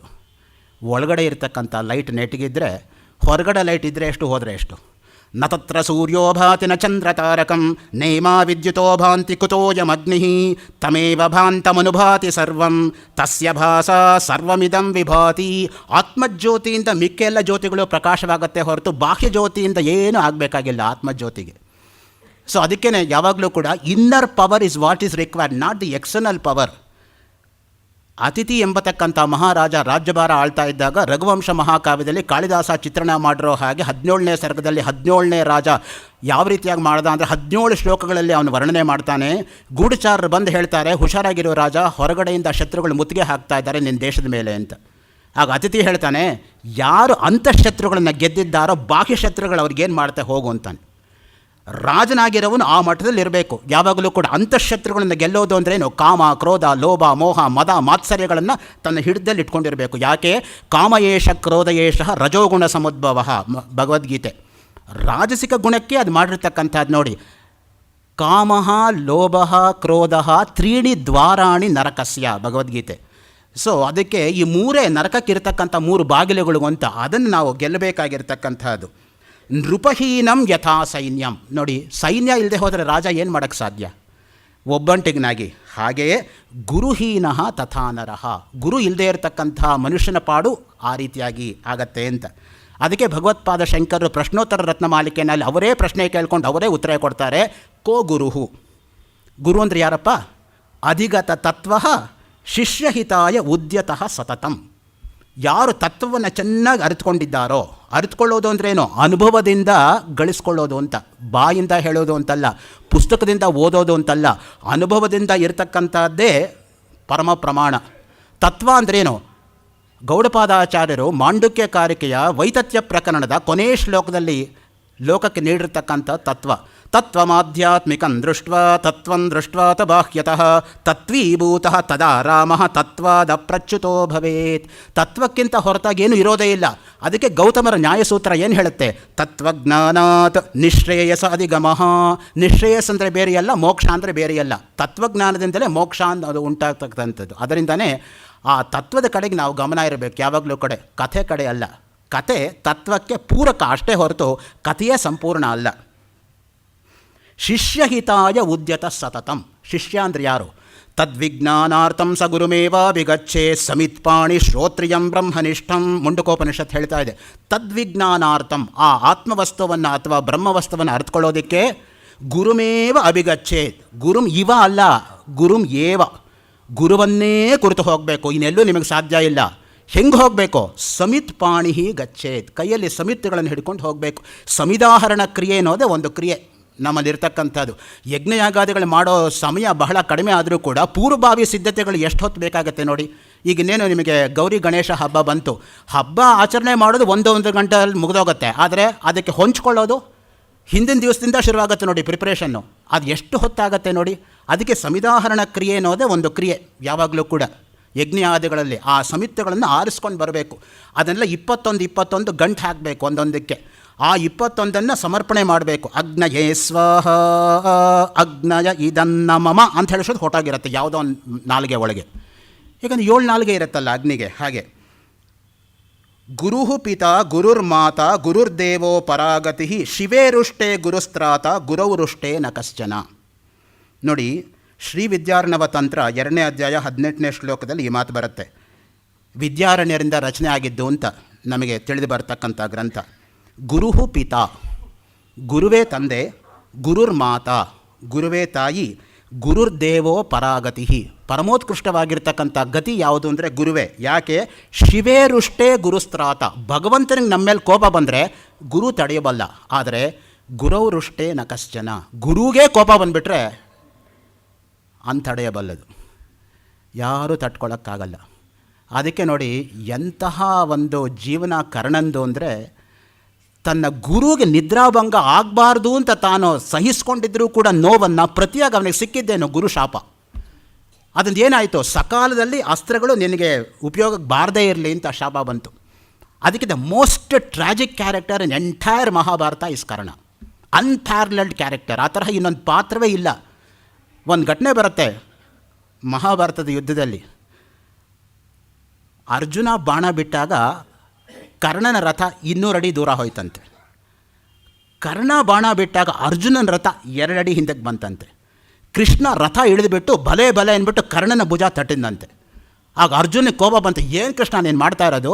ಅವನಿಗ ನೀನು ಸಾರಥಿ, ನನಗೆ ಸಾರಥಿ ಆಗಿಬಿಟ್ಟು ಅವನು ಹೊಗಳ್ತಾ ಇದೆಯಲ್ಲ ನನ್ನ ರಥದಿಂದ ಇಳಿದು ಹೋಗ್ಬಿಟ್ಟು, ಇದು ಸರಿನಾ? ಕೃಷ್ಣ ಹೇಳಿದಂತೆ, ಅಪ್ಪ ಇಲ್ಲಿ ಕೂತಿರೋದು ಯಾರು? ನಾನು ಕೂತಿದ್ದೀನಿ. ನಿನ್ನ ಪತಾಕೆ ಮೇಲೆ ಇರೋರು ಯಾರು? ಹನುಮತ್ ಪತಾಕ. ನಮ್ಮಿಬ್ಬರನ್ನೂ ಸೇರಿಸಿ 2 ಅಡಿ ಹಿಂದೆ ಹೊಡೆಯೋದು ಅಂದರೆ ಸಾಮಾನ್ಯವಾದ ಪರಾಕ್ರಮ ಅಲ್ಲ. ನಾವು ಕೂತಿರೋದ್ರಿಂದನೇ ಅವನ ರಥ 200 ಅಡಿ ಹೋಗುತ್ತೆ. ಅದರಿಂದ ಏನು ಪರಾಕ್ರಮನೂ ಇಲ್ಲ ಅಂತ ಹೇಳಿದಂತೆ. ಸೊ ಅದರಿಂದ ಯಾವಾಗಲೂ ಕೂಡ ನಾವೇ ದೊಡ್ಡದು ಅಂತ ಅನ್ಕೋತೀವಿ ನೋಡಿ, ಅದು ಬಂದಿರತಕ್ಕಂಥದ್ದು. ಸೊ ಅದರಿಂದ ಬೇರೆಯವನಲ್ಲಿ ಎಂತಹ ಅಂತಃಸತ್ವ ಇದೆ ಅನ್ನೋದ್ರ ಕಡೆಯೇ ನಮಗೆ ಗಮನ ಹೋಗೋದಿಲ್ಲ. ಅದು ತುಂಬ ಶೋಚನೀಯವಾಗಿರ್ತಕ್ಕಂಥದ್ದು. ಒಂದು ಅಕ್ಷರ ಕಲಿಸ್ಕೊಟ್ಟ ಗುರುವನ್ನು ಯಾರು ಮರೀತಾರೋ ಅವರು 100 ನಾಯಿ ಜನ್ಮ ಎತ್ತಿ ಕೊನೆಗೆ ಚಂಡಾಲ್ನಾಗ ಹುಟ್ಟುತ್ತಾನೆ ಅಂತ ಪ್ರಾಯಶ್ಚಿತ್ತ. ಏಕಾಕ್ಷರ ಪ್ರದಾತಾರಂ ಯೋಗುರುಂ ನಾಭಿನಂದತಿ ಶ್ವಾನಯೋನಿಂ ಶತಂ ಭುಕ್ತ್ವಾ ಚಾಂಡಾಲೇಶು ಅಭಿಜಾಯತೆ ಅಂತ. ಸೊ ಅದರಿಂದ ಒಂದು ಅಕ್ಷರ ಕಲಿಸ್ಕೊಟ್ಟವನು ಗುರುವೇ. ಅದಕ್ಕೆ ನಮ್ಮಲ್ಲಿರ್ತಕ್ಕಂಥ ನನಗೆ ಗೊತ್ತಿರಲಿಲ್ವಲ್ಲ, ಅವರಿಂದ ಗೊತ್ತಾಯ್ತೋ ಇಲ್ವೋ, why can't I recognise it in public, not in private, not in 1-to-1 conversation. ಪಬ್ಲಿಕ್ಕಲ್ಲಿ ಹೇಳಬೇಕು, ಇಂಥವರಿಂದ ನಾನು ಇದನ್ನು ಕಲ್ತ್ಕೊಂಡೆ, ಏನೂ ಅವಮಾನ ಇಲ್ಲ, ಜೀವನದುದ್ದಕ್ಕೂ ಕಲಿತರೂ ಇನ್ನೂ ಕಲಿಯೋದಿದೆ. ಸೊ ಅದರಿಂದ 35 ಗುರುಗಳ ಹತ್ರ 35 ವರ್ಷ ನೋಟ್ಸ್ ಮಾಡಿಕೊಂಡ್ರು ಇನ್ನೂ ನೋಟ್ಸ್ ಮಾಡ್ಕೊಳ್ಳೋದಿದೆ. ಸೊ ಹಾಗಿರುವಾಗ ಏನು ನಾನು ಕಲ್ತಿರೋದು ಆಫ್ಟರ್ ಆಲು? ಸೊ ಅದರಿಂದ ನಮ್ಮನ್ನು ನಾವು ಅಲ್ತ್ಕೋಬೇಕು ಯಾವಾಗಲೂ ಕೂಡ. ದೃಷ್ಟಾಂತೋ ನೈವ ದೃಷ್ಟ ತ್ರಿಭುವನ ಜಠರೇ ಸದ್ಗುರೋರ್ ಜ್ಞಾನದಾತು ಸ್ವೀಯಂ ಸಾಮ್ಯಂ ವಿದತ್ತೇ ಯಹ ಸ ಗುರುರಿತ್ಯಭಿಧೀಯತೆ. ಶತಶ್ಲೋಕಿ 1ನೇ ಶ್ಲೋಕದಲ್ಲಿ ಆಚಾರ್ಯ ಶಂಕರರು ಗುರು ಅಂದರೆ ಯಾರು ಅಂತ ಹೇಳ್ತಾ ಇದ್ದಾರೆ. ದೃಷ್ಟಾಂತೋ ನೈವ ದೃಷ್ಟ, ಗುರು ಹೇಗಿದ್ದಾರೆ ಅಂದರೆ ನೀವು ಬೇರೆ ದೃಷ್ಟಾಂತ ಕೊಡಬೇಕಾದ್ರೆ ಆ ತರಹ ಇನ್ನೊಬ್ರು ಇರಬೇಕು. ಯಾರಿದ್ದಾರೆ ಆ ತರಹ? 3 ಲೋಕದಲ್ಲಿ ಯಾರೂ ಇಲ್ಲ ಗುರು ತರಹ ಇರತಕ್ಕಂಥ. ಗುರು ಹೇಗಿದ್ದಾರೆ ಅಂದರೆ ಗುರು ಥರ ಇದ್ದಾರೆ ಅಂತ ಹೇಳಬೇಕಷ್ಟೆ. ಆಕಾಶ ಹೇಗಿದೆಯಪ್ಪ? ಆಕಾಶ ತರಹ ಇದೆ ಸ್ವಾಮಿ. ಸಮುದ್ರ ಹೇಗಿದೆ? ಸಮುದ್ರ ತರಹ ಇದೆ. ಸಮುದ್ರ ಕೆರೆ ಅಲ್ಲ, ಕುಂಟೆ ಅಲ್ಲ, ನದಿ ಅಲ್ಲ, ಬಾವಿ ಅಲ್ಲ, ಕಾಲುವೆ ಅಲ್ಲ, ನಲ್ಲಿ ಅಲ್ಲ. ರಾಮ ಮತ್ತು ರಾವಣರ ನಡುವೆ ಆದ ಯುದ್ಧ ಹೇಗಿತ್ತು? ರಾಮ ಮತ್ತು ರಾವಣರ ನಡುವೆ ಆದ ಯುದ್ಧ ತರಹ ಇತ್ತು ಅಷ್ಟೇ. ಗಗನಂ ಗಗನಾಕಾರಂ ಸಾಗರ ಸಾಗರೋಪಮಃ ರಾಮರಾವಣಯೋರ್ಯುದ್ಧಂ ರಾಮರಾವಣಯೋರಿವ. ಹಾಗೆ ಗುರು ಹೇಗಿದ್ದಾರೆ ಅಂದರೆ ಗುರು ಥರ ಇದ್ದಾರೆ ಅಂತ ಹೇಳಬೇಕಷ್ಟೆ. You can not translate the word guru into English. Guru is not teacher, guru is not mentor, guru is not preceptor, guru is guru himself. ಗುಕಾರ ಅಂಧಕಾರಸ್ಯ ಋಷಬ್ಧ ತನ್ನಿರೋಧಕೃತ್ ಅಂಧಕಾರ ನಿರೋಧಿತ್ವಾತ್ ಗುರುರಿತ್ಯಭಿಧೀಯತೆ. ಅಜ್ಞಾನತಿಮಿರಾಂಧಸ್ಯ ಜ್ಞಾನಾಂಜನಶಲಾಕಯ ಚಕ್ಷುರುನ್ಮೀಲಿತಂ ಯೇನ ತಸ್ಮೈ ಶ್ರೀ ಗುರವೇ ನಮಃ. ಗುರುಗೀತಾನಲ್ಲಿ 317 ಶ್ಲೋಕದಲ್ಲಿ ಯಾತಕ್ಕೋಸ್ಕರ ಗುರು ಅಂದರೆ ಏನು ಅಂತ ಅವ್ರು ಅಷ್ಟು ರೀತಿಯಾಗಿ ವರ್ಣನೆ ಮಾಡಬೇಕಾಯಿತು. ಅಷ್ಟು ಉದಾಹರಣೆಗಳನ್ನು ಕೊಟ್ಟು ಅಷ್ಟು ರೀತಿಯಾಗಿ ಅಷ್ಟು ಹೇಳಿದ್ರೂ ಕೂಡ ನಮ್ಮ ಗಮನಕ್ಕೆ ಬರಲ್ವಲ್ಲ. ಏನು ಹೇಳೋದು? ಒಂದು ಸಲ ಹೇಳಿ ಮುಂದಕ್ಕೆ ಹೋಗಿಬಿಟ್ರೆ ನಾವು ವಿವೇಕಾನಂದರಾಗಿ ಹುಟ್ಟಲಿಲ್ವಲ್ಲ ಎಲ್ಲವನ್ನೂ ಗ್ರಹಿಸೋದಕ್ಕೆ. ಅಷ್ಟು ಸಲ ಹೇಳೇ ನಮಗೆ ತಲೆಯಲ್ಲಿ ನಿಲ್ಲಲ್ಲ. ಕೊನೆ ಬ್ರಹ್ಮಸೂತ್ರ ಯಾಕೆ ಹೊರಟಿದೆ? ಆವೃತ್ತಿ ಅಸಕೃದುಪದೇಶಾತ್. ಸಕೃತ್ ಅಂದರೆ ಒಂದು, ಅಸಕೃತ್ ಅಂದರೆ ಮತ್ತೆ ಮತ್ತೆ. ಅದಕ್ಕೆ ನಮ್ಮಲ್ಲಿ ಪಾರಾಯಣ ಪದ್ಧತಿ ಅನ್ನೋದಿರೋದು ಓದಿದ್ದೇ ಓದೋದು, ಹೇಳಿದ್ದೇ ಹೇಳೋದು. ಏನಾದರೂ ತಮಾಷೆ ಮಾಡ್ಕೊಳ್ಳಿ, ಹಾಡಿದ್ದೇ ಹಾಡೋ ಕಿಸ್ಬಾಯಿದಾಸ ಅಂತ, ಅಷ್ಟಿದ್ರೂ ನಮಗೆ ನಿಲ್ಲಲ್ವಲ್ಲ ಆ ವೇದಾಂತ ಜ್ಞಾನ ಎಂಬತಕ್ಕಂಥದ್ದು. ಎಷ್ಟು ಗಂಭೀರವಾಗಿರ್ತಕ್ಕಂಥ ತಂ ದುರ್ದರ್ಶಂ ಗೂಢಮನು ಪ್ರವಿಷ್ಟಂ ಗುಹಾಹಿತಂ ಗಹ್ವರೇಷ್ಟಂ ಪುರಾಣಂ ಅಧ್ಯಾತ್ಮಯೋಗೇನ ಗಮ್ಯಂ ಮತ್ವಾ ಧೀರೋ ಹರ್ಷಶೋಕೌ ಜಹಾತಿ. ಕಠೋಪನಿಷತ್ತಲ್ಲಿ ಅದಕ್ಕೆ ಹೇಳ್ತಕ್ಕಂಥದ್ದು. ದುರ್ದರ್ಶ, ಗಂಭೀರ, ಗೂಢ, ಎಷ್ಟು ಮಾತುಗಳಿಂದ ಅದನ್ನು ವರ್ಣನೆ ಮಾಡ್ತಾರೆ ನೋಡಿ. ಅದರಿಂದ ಗುರು ಅಂದರೆ ಯಾರು ನಾವು ನೋಡ್ತಾ ಹೋದರೆ ಆಚಾರ್ಯ ಬ್ರಹ್ಮಣೋ ರೂಪಂ.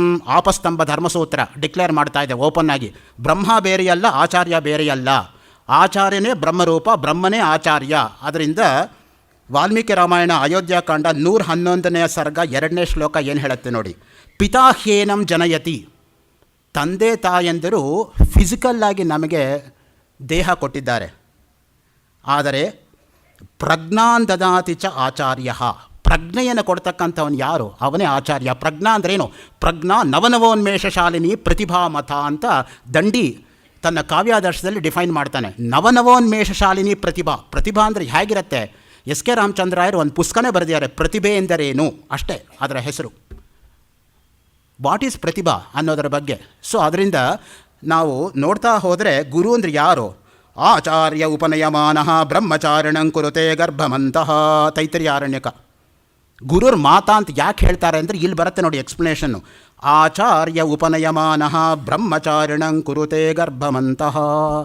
ನವಮಾಸಗಳ ಕಾಲ ತನ್ನ ಗರ್ಭದಲ್ಲಿ ಶಿಶುವನ್ನು ಹುಟ್ಟೋಕ್ಕೆ ಮುಂಚೆ ತಾಯಿ ಯಾವ ರೀತಿ ರಕ್ಷಣೆ ಮಾಡ್ತಾಳೋ ಹಾಗೆ ಗುರುವಾಗಿರ್ತಕ್ಕಂಥ 12 ವರ್ಷಗಳ ಕಾಲ ಶಿಶುವನ್ನು ತಯಾರಿ ಮಾಡೋದರಿಂದ ಗುರು ಬೇರೆಯಲ್ಲ, ತಾಯಿ ಬೇರೆಯಲ್ಲ ಅಂತ.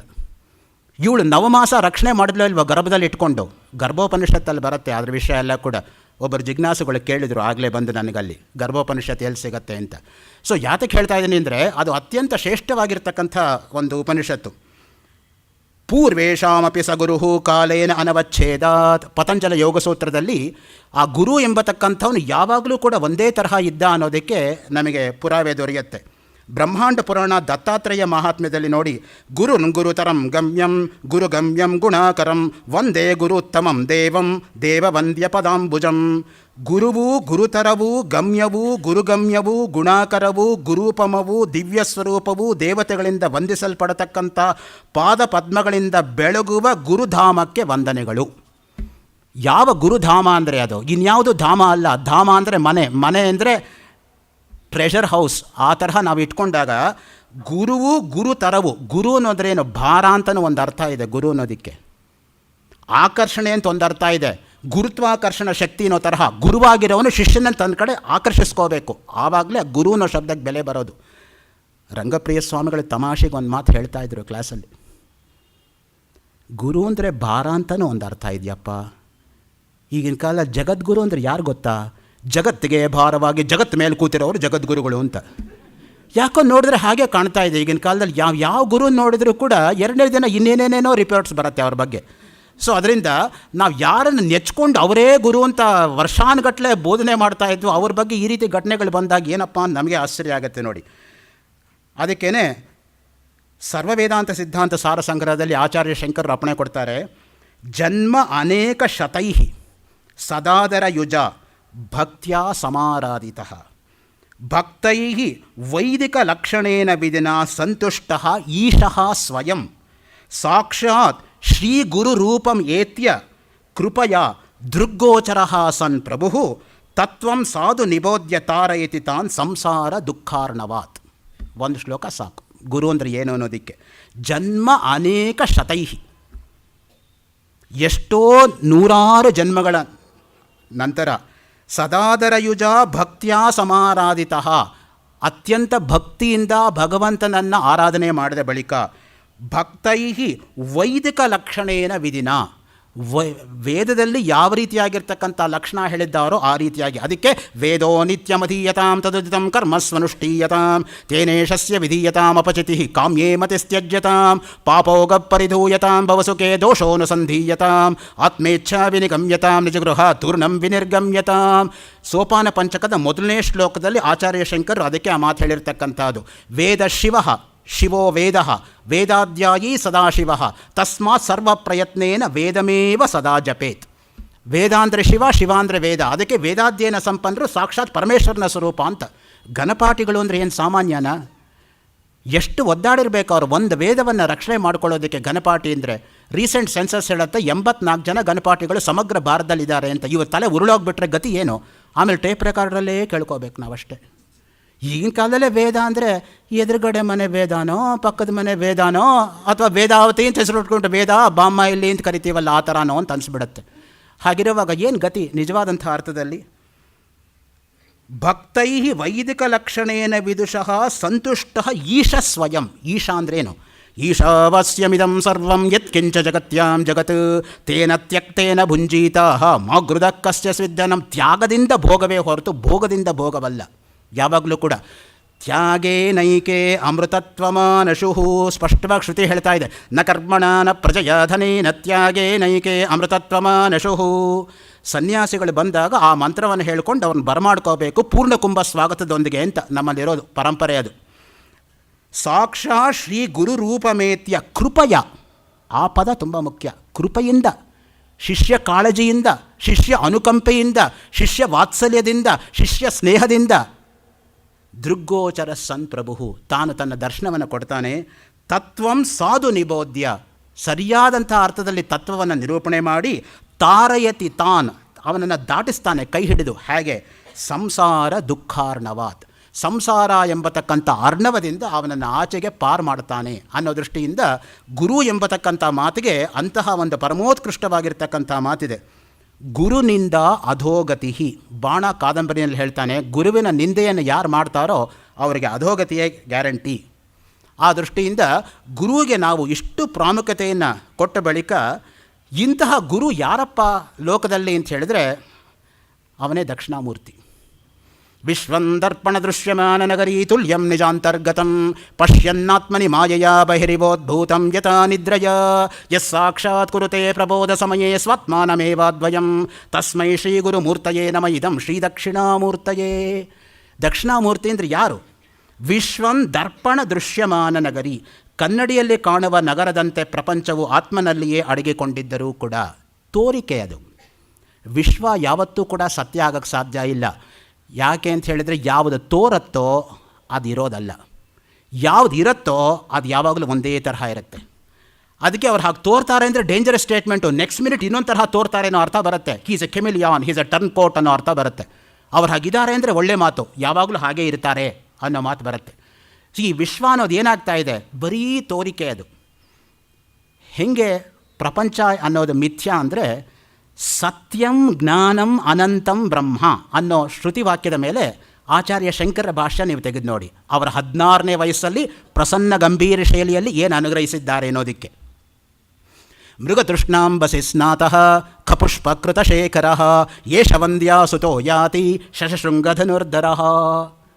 ಬಂಜೆಯ ಮಗ, ಅಂಡರ್ಲೈನ್ ಮಾಡ್ಕೊಳ್ಳಿ, ಬಂಜೆಯ ಮಗ ಮರುಮರೀಚಿಕೆ ನೀರಿನಲ್ಲಿ ಸ್ನಾನ ಮಾಡಿಕೊಂಡು ಗಗನ ಕುಸುಮವನ್ನೇ ಹೂವಾಗಿ ಮುಡ್ಕೊಂಡು ಮೊಲದ ಕೋಡನ್ನೇ ಆಯುಧವನ್ನಾಗಿ ಇಟ್ಕೊಂಡು ಯುದ್ಧಕ್ಕೆ ಬರ್ತಾ ಇದ್ದಾನೆ ಅನ್ನೋ ಮಾತು ಎಷ್ಟು ಸತ್ಯವೋ ಈ ಪ್ರಪಂಚವೂ ಅಷ್ಟೇ ಸತ್ಯ.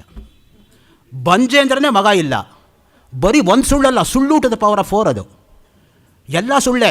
ಬಂಜೆಯ ಮಗ, ಮರುಮರೀಚಿಕೆ ಅಂದ್ರೆ ನೀರಿಲ್ಲ ಅನ್ನೋದು ಪ್ರೂವನ್ ಫ್ಯಾಕ್ಟು. ಮರುಮರೀಚಿಕೆ ನೀರಲ್ಲೇ ಸ್ನಾನ ಮಾಡಿಕೊಂಡು, ಗಗನ ಕುಸುಮ ಅಂದ್ರೆ ಮಿಥ್ಯ ಇಲ್ಲ, ಗಗನ ಕುಸುಮವನ್ನೇ ಹೂವಾಗಿ ಮುಡ್ಕೊಂಡು, ಆಮೇಲೆ ಮೊಲದ ಕೋಡನ್ನೇ ಆಯುಧವನ್ನಾಗಿಟ್ಕೊಂಡು, ಮೊಲ ಕೋಡಿಲ್ಲ ಅನ್ನೋದು ಪ್ರಸಿದ್ಧಿ, ಮೊಲದ ಕೋಡನ್ನೇ ಆಯುಧವನ್ನಾಗಿಟ್ಕೊಂಡು ಯುದ್ಧಕ್ಕೆ ಬರ್ತಾ ಇದ್ದಾನೆ ಅನ್ನೋ ಮಾತು ಎಷ್ಟು ಸತ್ಯವೋ ಈ ಕಾಣ್ತಾ ಇರ್ತಕ್ಕಂಥ ಪ್ರಪಂಚವೂ ಅಷ್ಟೇ ಸತ್ಯ. ಅದಕ್ಕೆ ದೃಗ್ದೃಶ್ಯ ವಿವೇಕ ಅಂತ ಒಂದು ಗ್ರಂಥ ಬಂತು. ದೃಕ್ ಬ್ರಹ್ಮ ದೃಶ್ಯಂ ಜಗತ್ ಇತಿ ವೇದಾಂತ ಡಿಂಡಿಮಃ ದೃಕ್ ಶಕ್ತಿಯೈ ನಮಃ ಲಲಿತಾ ಸಹಸ್ರನಾಮ. ಆ ದೃಕ್ಕಿಗೆ ನನ್ನ ನಮಸ್ಕಾರ. ಲಲಿತಾ ಸಹಸ್ರನಾಮದ ಮೇಲೆ ಎಡತೊರೆ ಸುಬ್ರಾಯ ಶರ್ಮರು, ಕೆ ಜಿ ಸುಬ್ರಾಯ ಶರ್ಮರಲ್ಲ, ಎಡತೊರೆ ಸುಬ್ರಾಯ ಶರ್ಮರು 1931ನೇ ಇಸ್ವಿನಲ್ಲಿ 304ನೇ ಡೋರ್ ನಂಬರಲ್ಲಿ ಸಂಪಿಗೆ ರೋಡಲ್ಲಿ ಮಲ್ಲೇಶ್ವರ ಬೆಂಗಳೂರು 3ರಲ್ಲಿ ಬರೆದಿರ್ತಕ್ಕಂತಹ ವ್ಯಾಖ್ಯಾನಕ್ಕೆ ಚಂದ್ರಶೇಖರ ಭಾರತಿ ಮಹಾಸ್ವಾಮಿಗಳ ಮುನ್ನುಡಿ ನೀವು ತೆಗೆದು ನೋಡಿದ್ರೆ ಏನು ಅಂತ ಅರ್ಥ ಆಗುತ್ತೆ ನಿಮಗೆ. ಲಲಿತಾ ಅನ್ನೋ ಶಬ್ದಕ್ಕೆ ಲಾ ಅಂದ್ರೇನು, ಲೀ ಅಂದ್ರೇನು, ತಾ ಅಂದ್ರೇನು. ಲಾ ಅಂದರೆ ಲಕ್ಷ ಪದಾರ್ಥ ವೇದೇಶು, ಲಿ ಲಿಂಗಭೇದ ರಹಿತ, ತ ತತ್ವಮಾಸ್ತ್ಯಾದಿ ಲಕ್ಷತ್ವ ಲಲಿತಾ ಇತ್ಯಭಿಧೀಯತೆ. ಯಾತಿಗೆ ಬಂತು ಲಲಿತಾ ಅನ್ನೋ ಶಬ್ದ?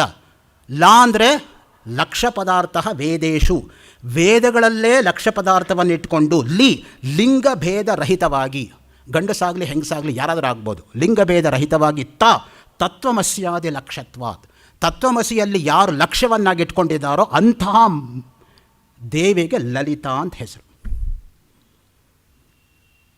1000 ಪ್ರವಚನ ಮಾಡಿದ್ರೆ 1000 ನಾಮಗಳಿಗೆ 1000 ಗಂಟೆ ಏನೋ ಸ್ವಲ್ಪ ಜಸ್ಟಿಸ್ ಆಗುತ್ತೆ ಲಲಿತಾ ಸಹಸ್ರನಾಮದ ಮೇಲೆ. ನಾವು ಮಾಡ್ತೀವಿ ಅಂತ ಮಾಡಿದ್ರೆ ಏನು ಪ್ರಯೋಜನ? ಭಾಸ್ಕರ್ ರಾಯರ ವ್ಯಾಖ್ಯಾನ ಇದೆ ಸಂಸ್ಕೃತದಲ್ಲಿ ಲಲಿತಾ ಸಹಸ್ರನಾಮಕ್ಕೆ, ಎಡತೊರೆ ಸುಬ್ರಾಯ ಶರ್ಮರ ಕನ್ನಡ ಅನುವಾದ ಇದೆ, ಚಂದ್ರಶೇಖರ ಭಾರತಿ ಮಹಾಸ್ವಾಮಿಗಳ ಮುನ್ನುಡಿ ಇದೆ. ಆ ಎಲ್ಲ ಒಂದು ಕಡೆ ಕ್ರೌಡೀಕರಿಸ್ಕೊಂಡು ನೀವು ಕೊಟ್ಟರೆ ಲೋಕಕ್ಕೆ ಹೆಂಗಿರುತ್ತೆ ನೋಡಿ. ಅದು ನಿಜವಾಗ್ಲೂ ಕೂಡ ಆಗಬೇಕಾಗಿರ್ತಕ್ಕಂಥ ಕೆಲಸ. ಇರಲಿ. ಸೊ ಅದರಿಂದ ವಿಶ್ವ ಅನ್ನೋದಕ್ಕೆ ಬಂತು. ಇಷ್ಟೆಲ್ಲವೂ ಕೂಡ ವಿಶ್ವ ಅಂದ್ರೇನು? ಪ್ರಪಂಚ. ಪ್ರಪಂಚ ಅಂದ್ರೇನು? ತೋರುವಿಕೆ. ತೋರುವಿಕೆ ಅಂದ್ರೇನು? ಇರುವಿಕೆ ಅಲ್ಲದೆ ಇರತಕ್ಕಂಥ. ಇರುವಿಕೆ ಅಂದ್ರೇನು? ಯಾವಾಗಲೂ ಇರೋದು. ಯಾವಾಗಲೂ ಇರೋದು ಅಂದ್ರೇನು? ಆತ್ಮ. ಯಾವಾಗಲೂ ಇಲ್ಲದೆ ಇರೋದು ಅಂದ್ರೇನು? ದೇಹ. ಅಷ್ಟೇ ವ್ಯತ್ಯಾಸ. ದೇಹಾತ್ಮ ಭಾವ ಅಂದರೂ ಒಂದೇ, ನಿತ್ಯಾನಿತ್ಯ ವಸ್ತು ವಿವೇಕ ಅಂದರೆ ಒಂದೇ. ಯಾವುದು ನಿತ್ಯ ಯಾವುದು ಅನಿತ್ಯ ಅನ್ನೋದು ನಮಗೆ ಮನದಟ್ಟಾಗಬೇಕು, ಅನುಭವದಿಂದ, ಬಾಯಿಂದ ಅಲ್ಲ, ಶಬ್ದದಿಂದ ಅಲ್ಲ. ಶಬ್ದಕ್ಕೆ ತನ್ನದೇ ಆಗಿರ್ತಕ್ಕಂಥ ಮಿತಿ ಇದೆ. ಯಥೋ ವಾಚೋ ನಿವರ್ತಂತೆ ಅಪ್ರಾಪ್ಯ ಮನಸ ಸಹ ಶ್ರೋತ್ರಸ್ಯ ಶ್ರೋತ್ರಂ ಮನಸೋ ಮನೋ ಯದ್ವಾಚೋಹ ವಾಚಂ ಸವ ಪ್ರಾಣಸ್ಯ ಪ್ರಾಣಃ ಚಕ್ಷುಷಶ್ಚಕ್ಷುಃ ಅತಿಮುಚ್ಯ ಧೀರಾಃ ಪ್ರೇತ್ಯಾಸ್ಮಾಲ್ಲೋಕಾದಮೃತಾ ಭವಂತಿ ನ ತತ್ರ ಚಕ್ಷುರ್ಗಚ್ಚತಿ ನ ವಾಗ್ಗಚ್ಚತಿ ನೋ ಮನಃ ನ ವಿದ್ಮೋ ನ ವಿಜಾನೀಮೋ ಯಥೈತದನುಶಿಷ್ಯಾತ್ ಅನ್ಯದೇವ ತದ್ವಿದಿತಾದತೋ ಅವಿದಿತಾದದಿ ಇತಿ ಶುಶ್ರುಮಧೀರಾಣಾಂ ಯೇನಸ್ತದ್ವ್ಯಾಚ ಚಕ್ಷುರೇ ಯದ್ವಾಚಾನಭ್ಯುದಿತಂ ಯೇನ ವಾಗಭ್ಯುದ್ಯತೆ ತದೇವ ಬ್ರಹ್ಮತ್ವಂ ವಿದ್ಧಿ ನೇದಂ ಯದಿತಮುಪಾಸತೆ ಯನ್ಮನಸಾ ನ ಮನುತೆ ಯೇನಾಹುರ್ಮನೋಮತಂ ತದೇವ ಬ್ರಹ್ಮತ್ವಂ ವಿದ್ಧಿ ನೇದಂ ಯದಿತಮುಪಾಸತೆ. ಕೇನೋಪನಿಷತ್ತು ಆ ರೀತಿ ಹೋಗುತ್ತೆ. ಸೊ ಅದರಿಂದ ಮನಸ್ಸಿಗೆ ಅತೀತವಾಗಿರೋದು, ವಾಕಿಗೆ ಅತೀತವಾಗಿರ್ತಕ್ಕಂಥದ್ದು, ಬುದ್ಧಿಗೆ ಅತೀತವಾಗಿರೋದ್ರಿಂದಲೇ ಪಂಚಕೋಶ ವಿವೇಕ ನಮಗೆ ಅರ್ಥ ಆಗಬೇಕಾಗಿರೋದು. ನಾನು ಅಂದರೆ ಯಾರು? ಅನ್ನವಲ್ಲ, ಪ್ರಾಣವಲ್ಲ, ಮನಸ್ಸಲ್ಲ, ವಿಜ್ಞಾನವಲ್ಲ, ನಾನು ಅಂದರೆ ಆನಂದ. ಅನ್ನಮಯ ಪ್ರಾಣಮಯ ಮನೋಮಯ ವಿಜ್ಞಾನಮಯಮಾನಂದಮಯಮಾತ್ಮ ಮೇ ಶುದ್ಧ್ಯಂತಾಂ ವಿರಜಾ ವಿಪಾಪ್ಮ ಭೂಯಾಸಗ್ಗು ಸ್ವಾಹ. ಮಹಾನಾರಾಯಣ ಉಪನಿಷತ್ತು. ಪಂಚಕೋಶ ವಿವೇಕ ನಿಮ್ಗೆ ಅರ್ಥ ಆಗಬೇಕಾದ್ರೆ ವ್ಯಾಂಕೂವರ್ ಕೆನಡಾಯಿಂದ ಮುಂಬೈಗೆ 23 ಗಂಟೆ 12 ನಿಮಿಷ ನಾನ್ ಸ್ಟಾಪ್ ಫ್ಲೈಟ್ ತೆಗೆದುಕೊಂಡ್ರೆ ಅರ್ಥ ಆಗುತ್ತೆ ಪಂಚಕೋಶ ವಿವೇಕ ಅಂದರೆ ಏನು ಅಂತ. ಅಲ್ಲಿ 3 piece suit, overcoat, muffler, gloves ಎಲ್ಲ ಹಾಕ್ಕೊಂಡು ಪ್ಲೇನ್ ಹತ್ತೋದು. ದಾರಿಲಿ ಬರ್ತಾ ಬರ್ತಾ ಒಂದೊಂದಾಗಿ ತೆಗೆದಿಡ್ತಾ ಬರ್ತೀರ. ಅಲ್ಲಿ ಹತ್ತುವಾಗ -35, ಇಲ್ಲಿ ಇಳಿಯುವಾಗ +35. 35 remains constant. Only minus and plus changes ಅಷ್ಟೇ. ಸೊ ದಾರಿನೇನು ಒಂದೊಂದಾಗಿ ನೀವು ಬಿಚ್ಚಾಕ್ತಾ ಬಂದರೆ ಕೊನೆಗೆ ನೆಟ್ ಬನಿಯನ್ನು ಹಾಕ್ಕೊಂಡು ಹೇಳಿದ್ರೆ ಸಾಕು ಮುಂಬೈಯಲ್ಲಿ. You remove whatever is not required, then what remains is only that. ಒಬ್ಬ ಶಿಲ್ಪಿ, ಮೊನ್ನೆ ಉಪನ್ಯಾಸದಲ್ಲಿ ನಾನು ನಿಮ್ಮ ಹತ್ರ ಹಂಚ್ಕೊಂಡ ಹಾಗೆ, ಒಂದು ಕಲ್ಲು ಬಂಡೆನಲ್ಲಿ ನಟರಾಜನನ್ನು ಕಾಣ್ತಾನೆ. ನಟರಾಜನನ್ನು ತಂದು ಪ್ರತಿಷ್ಠಾಪನೆ ಮಾಡಲ್ಲ, ನಟರಾಜನಿಗೆ ಏನೇನು ಬೇಕಾಗಿಲ್ವೋ ಅದೆಲ್ಲ ತೆಗೆದಾಕ್ತಾ ಬರ್ತಾನೆ. ಕೊನೆಗೆ ಉಳಿಯೋದೇನೋ ಅದೇ ನಟರಾಜ. ನೇತಿ ದೃಷ್ಟಾಂತ ಅಷ್ಟೇ ಹೊರತು ಇದಲ್ಲ ಇದಲ್ಲ ಇದಲ್ಲ ಇದಲ್ಲ. ಹಾಗಾದ್ರೆ ಅದು ಯಾವುದೋ ಅದೆಲ್ಲವೂ ಅಲ್ಲದೆ ಏನು ಉಳ್ಕೊಂಡಿದೆಯೋ ಅದೇ ಅದು. It's the process of unlearning and then you start relearning. ಅದಕ್ಕೆ ಆಲ್ವಿನ್ ಟಾಫ್ಲರ್ ಫ್ಯೂಚರ್ ಶಾಕಲ್ಲಿ ಹೇಳೋದು, The illiterate of 21st century is not the one who does not know how to read or write, but one who has the art of unlearning, learning and relearning anta. So you have to unlearn the bad things and then start relearning the good things. ನಾನು class ರೂಮಿಗೆ ಹೋಗೋಷ್ಟು ಕೂಡಲೇ ಯಾರಾದರೂ ನೀಟಾಗಿ black board ಅಳಿಸ್ಬಿಟ್ಟಿದ್ರೆ ಹೋದ ಕೂಡಲೇ ಬರಿತಾ ಹೋಗ್ಬೋದು ನನಗೇನು ಬೇಕೋ ಅದನ್ನು. ನಾನು ಏನು ಬರೀಬೇಕೋ ಅದನ್ನು ಯಾರೋ ಬರೆದು ಬಿಟ್ಟಿದ್ರೆ ಬರೆಯೋ ಕೆಲಸವೇ ಇಲ್ಲ. ನನಗೆ ಬೇಡದೇ ಇರೋದನ್ನು ಬರೆದಿದ್ದರೆ ಮೊದಲು ಅದನ್ನು ಅಳಿಸ್ಬೇಕು, ಆಮೇಲೆ ನಾನು ಹೊಸದಾಗಿ ಬರೀಬೇಕು. It involves double work. So ಹಾಗೆ ನಾವು ಯಾವಾಗಲೂ ಕೂಡ ಯೋಚನೆ ಮಾಡ್ತಾ ಹೋದಾಗ ಈ ಪ್ರಪಂಚ ಎಂಬತಕ್ಕಂಥದ್ದು ಏನಾಗ್ತಾ ಇದೆ, ವಿಶ್ವ ಎಂಬತಕ್ಕಂಥದ್ದು ಕ್ಷಣ ಕ್ಷಣಕ್ಕೆ ವ್ಯತ್ಯಾಸವಾಗ್ತಾ ಇದೆ ನೋಡಿ. ಅದಕ್ಕೇ ಸ್ವಾಮಿ ರಂಗನಾಥಾನಂದ ಅವರು eternal values for changing society ಅಂತ 4 ಸಂಪುಟಗಳು ಬರೀಬೇಕಾಯಿತು. Values are always eternal, society is always changing. So ಅದರಿಂದ ಸಮಾಜ ಒಂಥರ ಇರಲ್ಲ. ನಾವು ಬರೆಯೋವಾಗ ಸ್ವಲ್ಪ ಕಾಗುಣಿತ ದೀರ್ಘಗಳು ನೋಡ್ಕೊಂಡು ಬರೆಯೋದು ವಾಸಿ. ಸಮಾಜ ಅಂತ ಬರೆಯೋವಾಗ ಕೆಲವು ಸಮಾಜ ಅಂತ ಬರೆದುಬಿಡ್ತಾರೆ. ಸಮಾಜ ಅಂದರೆ ಪ್ರಾಣಿಶಾಸ್ತ್ರ, ಝುವಾಲಜಿ. ಸಮಾಜ ಅಂದರೆ ಸೋಷಿಯಾಲಜಿ. ಸೊ ಅದರಿಂದ ಸಮಾಜಶಾಸ್ತ್ರಕ್ಕೂ ಸಮಾಜಶಾಸ್ತ್ರಕ್ಕೂ ವ್ಯತ್ಯಾಸ ತಿಳ್ಕೋಬೇಕಾದ್ರೆ you have to know the distinction between creature and creator. As Swami Vivekananda would have it, man should rise from the level of creature to creator. Oh man, you are the crown of creations. Have trust in you. Have trust in God. Everything you can achieve in yourself. Every man is potentially divine. It's for him to realize his inward potency. ಹೊರಗಡೆಯಿಂದ ನಿನಗೇನು ಬರಬೇಕಾದಿಲ್ಲ, ಎಲ್ಲ ನಿನ್ನ ಒಳಗಡೆನೇ ಇದೆ. ಅದನ್ನು ಬಿಟ್ಟು ನೀನು ಏನೇನೋ ಯೋಚನೆ ಮಾಡ್ತೀಯಲ್ಲಪ್ಪ. ಅದಕ್ಕೆ ಯೋಗ ವಾಸಿಷ್ಠದಲ್ಲಿ ವಸಿಷ್ಠರು ರಾಮನಿಗೆ ಉಪದೇಶ ಮಾಡೋದು. 26,642 ಶ್ಲೋಕಗಳು ದೇವುಡು ನರಸಿಂಹಶಾಸ್ತ್ರಿಗಳು ಸಮಗ್ರವಾಗಿ ಕನ್ನಡಕ್ಕೆ ಅದನ್ನು ಭಾಷಾಂತರ ಮಾಡಿ ಜಯಚಾಮರಾಜ ಒಡೆಯರ್ ಕಾಲದಲ್ಲಿ, ಈಗ ಗ್ರಂಥಗಳೇ ಸಿಗದೆ ಹೋದಂಥ ಸಂದರ್ಭದಲ್ಲಿ ಮತ್ತೆ ಅದು ರಾಜಾಜಿನಗರದ ಒಬ್ಬರು ಪಬ್ಲಿಷರ್ಸ್ ಮತ್ತೆ ರೀಪ್ರಿಂಟ್ ಮಾಡಿ 7 ವಾಲ್ಯೂಮಲ್ಲಿ ಅಷ್ಟನ್ನು ಕೂಡ ತಂದಿರತಕ್ಕಂಥದ್ದು 4,800 ರೂಪಾಯಿಗೆ ಅವೈಲೇಬಲ್ ಆಗ್ತಾ ಇದೆ ಅನ್ನೋದನ್ನು ತಮ್ಮ ಗಮನಕ್ಕೆ ತರೋದಕ್ಕೆ ಇಷ್ಟಪಡ್ತಾ ಇದ್ದೀನಿ. ಸಮಗ್ರವಾಗಿರ್ತಕ್ಕಂಥ ಯೋಗ ವಾಸಿಷ್ಠ 60 ವರ್ಷಗಳ ಹಿಂದೆ ಜಯಚಾಮರಾಜ ಒಡೆಯರು ದೇವುಡು ನರಸಿಂಹಶಾಸ್ತ್ರಿಗಳ ಕೈಯಲ್ಲಿ ಮಾಡಿಸಿದ್ರು. ಯಾರಿಗೂ ಈ ಡೈಮೆನ್ಷನ್ನೇ ಗೊತ್ತಿಲ್ಲ ದೇವುಡು ಅವ್ರದ್ದು. ಮಹಾಕ್ಷತ್ರಿಯ, ಮಹಾಬ್ರಾಹ್ಮಣ, ಮಹಾದರ್ಶನ ಪ್ರತಿಯೊಬ್ಬರು ಅದನ್ನೇ ಮಾತಾಡ್ತಾರೆ ಹೊರತು ದೇವುಡು ಕಾಂಟ್ರಿಬ್ಯೂಷನ್ ಅಂದರೆ has he not translated the monumental work like Yoga Vasishtha into Kannada? Is it a small contribution?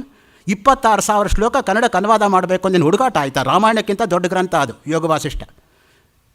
ಎಂತಹ ವೇದಾಂತ ಜ್ಞಾನ ಬೇಕು. ಸುಮ್ಮನೆ ಭಾಷಾಂತರ ಅಂದರೆ ಇಟ್ಕೊಂಡು ಪದಶಃ ಡಿಕ್ಷನರಿ ಇಟ್ಕೊಂಡು ಬರೆಯೋದಲ್ಲ. ಸೊ ಅದರಿಂದ ಯಾವ ಮಟ್ಟದಲ್ಲಿ ಇರಬೇಕು? ಆಲ್ ಟ್ರಾನ್ಸ್ಲೇಟರ್ಸ್ ಆರ್ ಮ್ಯೂಟಿಲೇಟರ್ಸ್ ಅನ್ನೋ ಕಾಲದಲ್ಲಿ a translator should have command over both the languages, otherwise he should not open his pen to do any kind of translation. Translator transcends himself to the level of transcendence ಅಂತ ಒಂದು ಮಾತಿದೆ. ಅದಕ್ಕೇ ಅರವಿಂದ್ ಅವ್ರ future ಪೊಯಿಟ್ರಿನಲ್ಲಿ ಬರೆಯೋದು, when individual consciousness merges with universal consciousness, what remains is only consciousness which one should not even be conscious of ಅಂತ. ಆ ಲೆವೆಲಲ್ಲಿ ಇರುತ್ತೆ ಅದು. ಅದು ಯಾವ ಮಟ್ಟ ಅನ್ನೋದು ನಿಜಕ್ಕೂ ಕೂಡ ಅದ್ಭುತವಾಗಿರ್ತಕ್ಕಂತಹ ರೀತಿಯಲ್ಲಿ ಹೋಗುತ್ತೆ. ಅದಕ್ಕೆ ವಿಶ್ವ ಎಂಬತಕ್ಕಂಥದ್ದು ಯಾವತ್ತೂ ಕೂಡ ತೋರಿಕೆ, ಇದು ಇರುವಿಕೆಯಲ್ಲ, ಇದು ಕೇವಲ ತೋರುವಿಕೆ. ಇನ್ನೂ ಒಂದು ಹೆಜ್ಜೆ ಮುಂದಕ್ಕೆ ಹೋಗಿ ಹೇಳೋದಾದರೆ, ಪ್ರಪಂಚದಲ್ಲಿ ಕಾಣ್ತಕ್ಕಂಥ ವಸ್ತು ಹೇಗೆ ನಮಗೆ ತಪ್ಪು ದಾರಿಗೆ ಎಳೆಯುತ್ತೆ ಅನ್ನೋದಕ್ಕೆ ಪ್ರಾತಿಭಾಸಿಕ ಸತ್, ವ್ಯಾವಹಾರಿಕ ಸತ್, ಪಾರಮಾರ್ಥಿಕ ಸತ್ ಅಂತ ಅದ್ವೈತ ವೇದಾಂತದಲ್ಲಿ ಸತ್ತಾ ತ್ರೈವೇದ್ಯವನ್ನು ನಾವು ಒಪ್ಕೊಂಡಿದ್ದೀವಿ. ಪ್ರಾತಿಭಾಸಿಕ ಸತ್ ಅಂದ್ರೇನೋ ಹಾಗೆ ತೋರೋದು, ಪ್ರತಿಭಾಸ ಅಂದರೆ ಇರೋದಲ್ಲ. ಆಭಾಸತ್ವೇ ವಿರೋಧಸ್ಯ ವಿರೋಧಾಭಾಸ ಉಚ್ಯತೆ ಅಂತ ವಿರೋಧಾಭಾಸ ಲಕ್ಷಣವನ್ನು ಚಂದ್ರಾಲೋಕಕಾರನಾಗಿರ್ತಕ್ಕಂಥ ಜಯದೇವ ಪಟ್ಟಿ ಮಾಡ್ತಾನೆ. ಯಾರೋ ಹೇಳ್ತಾರೆ ಗೋಖಲೆ ಇನ್ಸ್ಟಿಟ್ಯೂಟ್ಗೆ ಹೋಗಬೇಡ್ರಿ, ಗೇಟ್ ಎದುರುಗಡೆ ಒಂದು ಹಾವಿದೆ, ಯಾರೋ ಏನು ಹಾವು ನೋಡೇ ಬಿಡ್ತೀನಿ ಅಂತ ಬಂದರೆ ಹಗ್ಗ ಅದು, ಹಾವಲ್ಲವೇ ಅಲ್ಲ. ನೋಡಿ, ಇಲ್ಲದೇ ಇರತಕ್ಕಂಥ ಹಾವನ್ನು ಇರ್ತಕ್ಕಂಥ ಹಗ್ಗದಲ್ಲಿ ನೀವು ಆರೋಪಣೆ ಮಾಡಿ ಭಯ ಪಟ್ಕೊಂಡ್ರಿ. ಅದನ್ನಿಟ್ಕೊಂಡೆ ಹಾಸನ್ ರಾಜಾರಾಯರು ಸರ್ಪೆಂಟ್ ಆ್ಯಂಡ್ ದ ರೋಪ್ ಆ ನಾವೆಲ್ ಬರೆದು he got international acclaim with one novel, serpent and the rope. For that the basis is ರಜ್ಜು ಸರ್ಪ ದೃಷ್ಟಾಂತ ಆಫ್ ಅದ್ವೈತ ವೇದಾಂತ. ಎರಡನೇ ದೃಷ್ಟಾಂತ, ಹೊಳಿತಕ್ಕಂಥ ಪದಾರ್ಥ ನೋಡಿಬಿಟ್ಟು ನನಗೆ ಬೆಳ್ಳಿ ಸಿಕ್ತು ಅಂತ ಓಡ್ತಾರೆ, ಹತ್ತಿರ ಹೋಗಿ ನೋಡಿದ್ರೆ ಕಪ್ಪೆ ಚಿಪ್ಪದು, ಬೆಳ್ಳಿ ಅಲ್ವೇ ಅಲ್ಲ. ಸೂರ್ಯನ ಕಿರಣಗಳು ಅದರ ಮೇಲೆ ಬಿದ್ದಾಗ ಅದು ಹೊಳೆಯೋದ್ರಿಂದ ನನಗೆ ಇಲ್ಲದೇ ಇರತಕ್ಕಂಥ ಬೆಳ್ಳಿಯ ಭ್ರಾಂತಿ ಇರತಕ್ಕಂಥ ಕಪ್ಪೆ ಚಿಪ್ಪಲ್ಲಿ ಉಂಟಾಯಿತು. ಇನ್ನು ಮೂರನೇ ಉದಾಹರಣೆ, ಕಾಡಲ್ಲಿ ನಡ್ಕೊಂಡು ಹೋಗ್ತಾ ಇರೋವಾಗ ಯಾರೋ ದಾರಿ ತಪ್ಪು ಹೋಗಿಬಿಟ್ಟು ಹೀಗಿರ್ತಕ್ಕಂಥದ್ದನ್ನು ನೋಡಿ ಯಾರೋ ಮನುಷ್ಯರಿದ್ದಾರೆ ಅಂತ ಹತ್ತಿರ ಹೋಗಿ ನೋಡಿದ್ರೆ ಮೋಟು ಮರ ಅದು, ಸ್ಥಾಣುರ್ವಾ ಪುರುಷೋವೇತಿ. ಇನ್ನು ನಾಲ್ಕನೇದು ಮರುಮರೀಚಿಕ ಜಲ. ಇದೆಲ್ಲವೂ ಕೂಡ ತೋರುವಿಕೆಯೇ ಹೊರತು ನಿಜವಾಗಿರುವಿಕೆ ಅಲ್ಲ. ಆ ದೃಷ್ಟಿಯಿಂದನೇ ಎಫ್.ಎಚ್. ಬ್ರ್ಯಾಡ್ಲಿ ಥೀಸಿಸ್ ಬರೆದ ಬೇಸ್ಡ್ ಆನ್ ರಜ್ಜು ಸರ್ಪ ದೃಷ್ಟಾಂತ.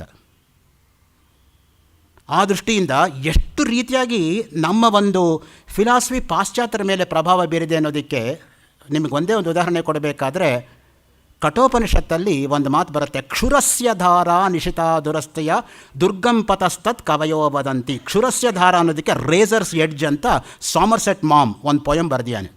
Based on one sentence of Kathopanishad how a western scholar can get inspiration ಅನ್ನೋದಕ್ಕೆ. ಸೊ ಆ ದೃಷ್ಟಿಯಿಂದ ನಾವು ನೋಡ್ತಾ ಹೋದರೆ ವಿಶಾಲವಾಗಿರ್ತಕ್ಕಂಥ ದೃಷ್ಟಿಯಿಂದ ಯಾವುದೇ ರೀತಿಯಾಗಿರ್ತಕ್ಕಂಥ ಪೂರ್ವಾಗ್ರಹಗಳಿಲ್ಲದೆ ಮುಕ್ತ ಮನಸ್ಸಿನಿಂದ ವಸ್ತುನಿಷ್ಠವಾಗಿ ತತ್ವನಿಷ್ಠವಾಗಿ ಯೋಚನೆ ಮಾಡ್ತಾ ಹೋದರೆ ಋಗ್ವೇದದ ಮಾತು ಮನಸ್ಸಿಗೆ ಬರುತ್ತೆ. Let noble thoughts come to me from every angle ಅಂತ. ಆನೋ ಭದ್ರ ಕ್ರತವೋ ಯಂತು ವಿಶ್ವತೋ ದಬ್ದಾಸೋ ಅಪರೀತಾಸ ಉದ್ಭಿದಃ. ಕನ್ನಡಿಯಲ್ಲಿ ಕಾಣುವ ನಗರದಂತೆ ಈ ಪ್ರಪಂಚವು ಆತ್ಮನಲ್ಲಿಯೇ ಅಡಗಿಕೊಂಡಿದ್ದರೂ ಕೂಡ, ಆತ್ಮ ಅಂದ್ರೇನು? ಆತ್ಮವೇ ಬ್ರಹ್ಮ. ದಿಕ್ ದೇಶ ಗುಣ ಗತಿ ಫಲ ಭೇದಶೂನ್ಯಂ ಪರಮಾರ್ಥ ಸತ್ ಅದ್ವಯಂ ಬ್ರಹ್ಮ. ಶಂಕರ ಭಾಷ್ಯ. ಗುಣವೂ ಇಲ್ಲ. ಗುಣ ಅಂತ ಹೇಳಿದರೆ ಏನಾಯಿತು? ಗುಣಿ ಒಂದು ಇರಬೇಕಾಗತ್ತೆ. ಗುಣಗುಣಿನೋಹೋ ಮತ್ತೆ ಬಂತು ತಾರ್ಕಿಕರ ಪ್ರಕಾರ ಅದು ಸಮವಾಯ ಸಂಬಂಧ. ಸೊ ಅದರಿಂದ ಇರ್ತಕ್ಕಂಥದ್ದೇ ಒಂದಿರೋವಾಗ ಗುಣ ಯಾವುದು, ಗುಣಿ ಯಾವುದು? ನೋಡೋನು ಯಾರು, ನೋಡಿಸ್ಕೊಳ್ಳೋನು ಯಾರು? ಕೇಳೋನು ಯಾರು, ಕೇಳಿಸ್ಕೊಳ್ಳೋನು ಯಾರು? ಹೇಳೋನು ಯಾರು, ಹೇಳಿಸ್ಕೊಳ್ಳೋನು ಯಾರು? ಯತ್ರ ಸರ್ವಂ ಆತ್ಮೈವಾಭೂ ತತ್ಕೇನ ಕಂ ಪಶ್ಯೇತ್ ಕೇನ ಕಂ ಮನ್ವೀತಾಹ ಕೇನ ಕಂ ಚಿನ್ವೀತಾಹ. ಸೊ ಹೇಳೋರು ಯಾರು, ಹೇಳಿಸ್ಕೊಳ್ಳೋರು ಯಾರು? ಇರ್ತಕ್ಕಂಥದ್ದೆಲ್ಲ ಒಂದೇ. ಚೈತನ್ಯ ದೃಷ್ಟಿಯಿಂದ ನಾವೆಲ್ಲರೂ ಕೂಡ ಒಂದೇ, ದೇಹ ದೃಷ್ಟಿಯಿಂದ ನಾವು ಬೇರೆ ಅಷ್ಟೇ. ಅದೆಂದರೆ ಚೈತನ್ಯ ಸತ್ಯ. ಚಿತ್ಯೈ ನಮಃ ಚಿತ್ಶಕ್ತಿಯೈ ನಮಃ. ಲಲಿತಾ ಸಹಸ್ರನಾಮದಲ್ಲಿ ಆ ಚಿತ್ತಿಗೆ ನನ್ನ ನಮಸ್ಕಾರ. ಅಖಂಡಂ ಸಚ್ಚಿದಾನಂದಂ ಅವಾಂಗ್ಮಾನಸ ಗೋಚರಂ ಆತ್ಮಾನಂ ಅಖಿಲಾಧಾರಂ ಆಶ್ರಯೇ ಅಭೀಷ್ಟ ಸಿದ್ಧಯೇ. ಸದಾನಂದರ ವೇದಾಂತ ಸಾರ. ಯಾತಕ್ಕೆ ಸದಾನಂದರ ವೇದಾಂತ ಸಾರ ಅಂತ ಹೇಳ್ತಾ ಇದ್ದೀನಿ ಅಂದರೆ, ಭಗವದ್ ರಾಮಾನುಜರ ವೇದಾಂತ ಸಾರವು ಒಂದಿರೋದರಿಂದ. ಅದಿರೇ ಅಂತ ಗೊತ್ತಿರೋರಿಗೆ ಕನ್ಫ್ಯೂಷನ್ನು, ಗೊತ್ತೇ ಇಲ್ಲದಿರೋರಿಗೆ ಕನ್ಫ್ಯೂಷನ್ನೇ ಆಗಲ್ಲ. Ignorance is bliss. It's only folly to be wise ಅನ್ನೋದು ನಮಗೆ ಮರ್ತು ಹೋಗುತ್ತೆ. ಸೆಕೆಂಡ್ ಲೈನ್ ಯಾರೂ ಕೋಟೆ ಮಾಡಲ್ಲ, ಎಲ್ಲ ಫಸ್ಟ್ ಲೈನೇ ಕೋಟ್ ಮಾಡೋದು. ಸೊ ಆ ದೃಷ್ಟಿಯಿಂದ ಭ್ರಾಂತಿಯಿಂದ ಹೊರಗೆ ಹುಟ್ಟು ಬೆಳೆದಿರುವುದು ನೋಡಿ ಭ್ರಾಂತಿ. ಭ್ರಾಂತಿ ಹೇಗೆ ಉಂಟಾಗತ್ತೆ ಗೊತ್ತಾ? 3 ರೀತಿ ಉಂಟಾಗತ್ತೆ. ಅಗ್ರಹಣ, ಅನ್ಯಥಾಗ್ರಹಣ, ಸಂಶಯ ಅಂತ. ಅಗ್ರಹಣ ಅಂದ್ರೇನು? ಇದ್ರೂ ಕೂಡ ಇಲ್ಲ ಅಂತ ಭಾವಿಸ್ಕೊಂಡ್ಬಿಡೋದು ಅಗ್ರಹಣ. ಅದು ತಮೋಗುಣದ ಪ್ರತೀಕ. ತಮೋಗುಣ ಅನ್ನೋದು ಆವರಣ ಶಕ್ತಿ. ಆವರಣ ಶಕ್ತಿ ಎಂಬತಕ್ಕಂಥದ್ದು ನಮಗೆ ಮೋಸ ಮಾಡುತ್ತೆ ಯಾವಾಗಲೂ. It covers up, it hides it, it's like a mask. ಎರಡನೇದು ವಿಕ್ಷೇಪ ಶಕ್ತಿ. ಏನೋ ಇದ್ದರೆ ಇನ್ನೇನೋ ಇರೋ ಹಾಗೆ ತೋರುತ್ತೆ ಅದು. ಅದು ರಜೋಗುಣ ಪ್ರವೃತ್ತಿ, ಅದರಿಂದನೂ ತಪ್ಪು ಗ್ರಹಿಕೆ ಆಗ್ತಕ್ಕಂಥದ್ದು. ಮೂರನೇದು ಸಂಶಯ, ಕೊನೆ ತನಕ ಇತ್ಯರ್ಥ ಆಗೋದೇ ಇಲ್ಲ, ಅದೋ ಇದೋ. ಅನುಮಾನಂ ಪೆದ್ದ ರೋಗಂ. ಸೊ ಕೊನೆ ತನಕ ಕಂಟಿನ್ಯೂ ಆಗ್ತಾನೆ ಇರುತ್ತೆ ಅದು. ಅದಕ್ಕೇ ಯಾವಾಗಲೂ ಕೂಡ ಸಂಶಯಾತ್ಮ ವಿನಶ್ಯತಿ, ಆ ಮಾತು ಸ್ಪಷ್ಟವಾಗಿ ಹೇಳಿರ್ತಕ್ಕಂಥದ್ದು. ಭ್ರಾಂತಿಯಿಂದ ಹೊರಗೆ ಹುಟ್ಟಿ ಬೆಳೆದಿರುವುದು ಎಂದು ನಮಗೆ ತೋರಿ ಬರುತ್ತದೆ ಅದ್ವಿತೀಯನಾದ ಆತ್ಮನ ಸ್ವರೂಪ. ಈಗ ನಾನು ಈ ಡೈರೆಕ್ಷನ್ ಫೇಸ್ ಮಾಡ್ತಾ ಕೂತಿರುವಾಗ ನನ್ನ ದೇಹ ಇಲ್ಲಿ ನೋಡ್ತಾ ಇದೆ, ಆದರೆ ಆತ್ಮನಿಗೆ ಆ ಒಂದು ಸಂಕುಚಿತತೆ ಅನ್ನೋದಿಲ್ಲ, ಅದು ವ್ಯಾಪಕವಾಗಿರ್ತಕ್ಕಂಥದ್ದು. ದಿಕ್ಕು ಇಲ್ಲ, ದೇಶವೂ ಇಲ್ಲ. ದೇಶ ಅಂದ್ರೇನು, ಈ ದೇಶದಲ್ಲಿ ಈ ಕಾಲದಲ್ಲಿ ಅಂತ ಇಟ್ಕೊಂಡು ನಾವು ಹೇಳ್ತಕ್ಕಂಥದ್ದು. ಈಗ ಸದಾಶಿವ ಬ್ರಹ್ಮೇಂದ್ರ ತರಹ ಅವರಿಗೆ ಯಾರು ಮನಸ್ಸನ್ನು ನಿಗ್ರಹ ಮಾಡಿದ್ದಾರೋ ಅವರು ಏಕಕಾಲದಲ್ಲಿ 3 ಕಡೆ 4 ಕಡೆ ಪ್ರತ್ಯಕ್ಷ ಆಗ್ತಕ್ಕಂಥ ಶಕ್ತಿ ಅವರಿಗಿತ್ತು. ಅವರ ಜೀವನದಲ್ಲೇ ಆ ಘಟನೆ ಬರುತ್ತೆ. ನಾನು ಒಂದು 7-8 ತಿಂಗಳ ಕೆಳಗೆ ಇದೇ ಸಭಾಂಗಣದಲ್ಲೇ 5 ದಿನ ಸದಾಶಿವ ಬ್ರಹ್ಮೇಂದ್ರ ಬಗ್ಗೆ ಮಾತಾಡಿದಾಗ ಮನೋನಿಯಮನಂ ಅನ್ನೋದನ್ನೇ ಒಂದು ದಿನ ಪೂರ್ತಿ ಮಾತಾಡಿದೆ. ಪ್ರಾಯಶಃ ಆ CD ಇಲ್ಲಿ ಸಿಗುತ್ತೆ ಅಂತ ಕಾಣುತ್ತೆ, 75 ರೂಪಾಯಿಗೆ. ಸೊ ಅದರಲ್ಲಿ ಒಟ್ಟು 7.5 ಗಂಟೆ ಮಾತಾಡಿದ್ದೀನಿ ಸದಾಶಿವ ಬ್ರಹ್ಮೇಂದ್ರ ಮೇಲೆ.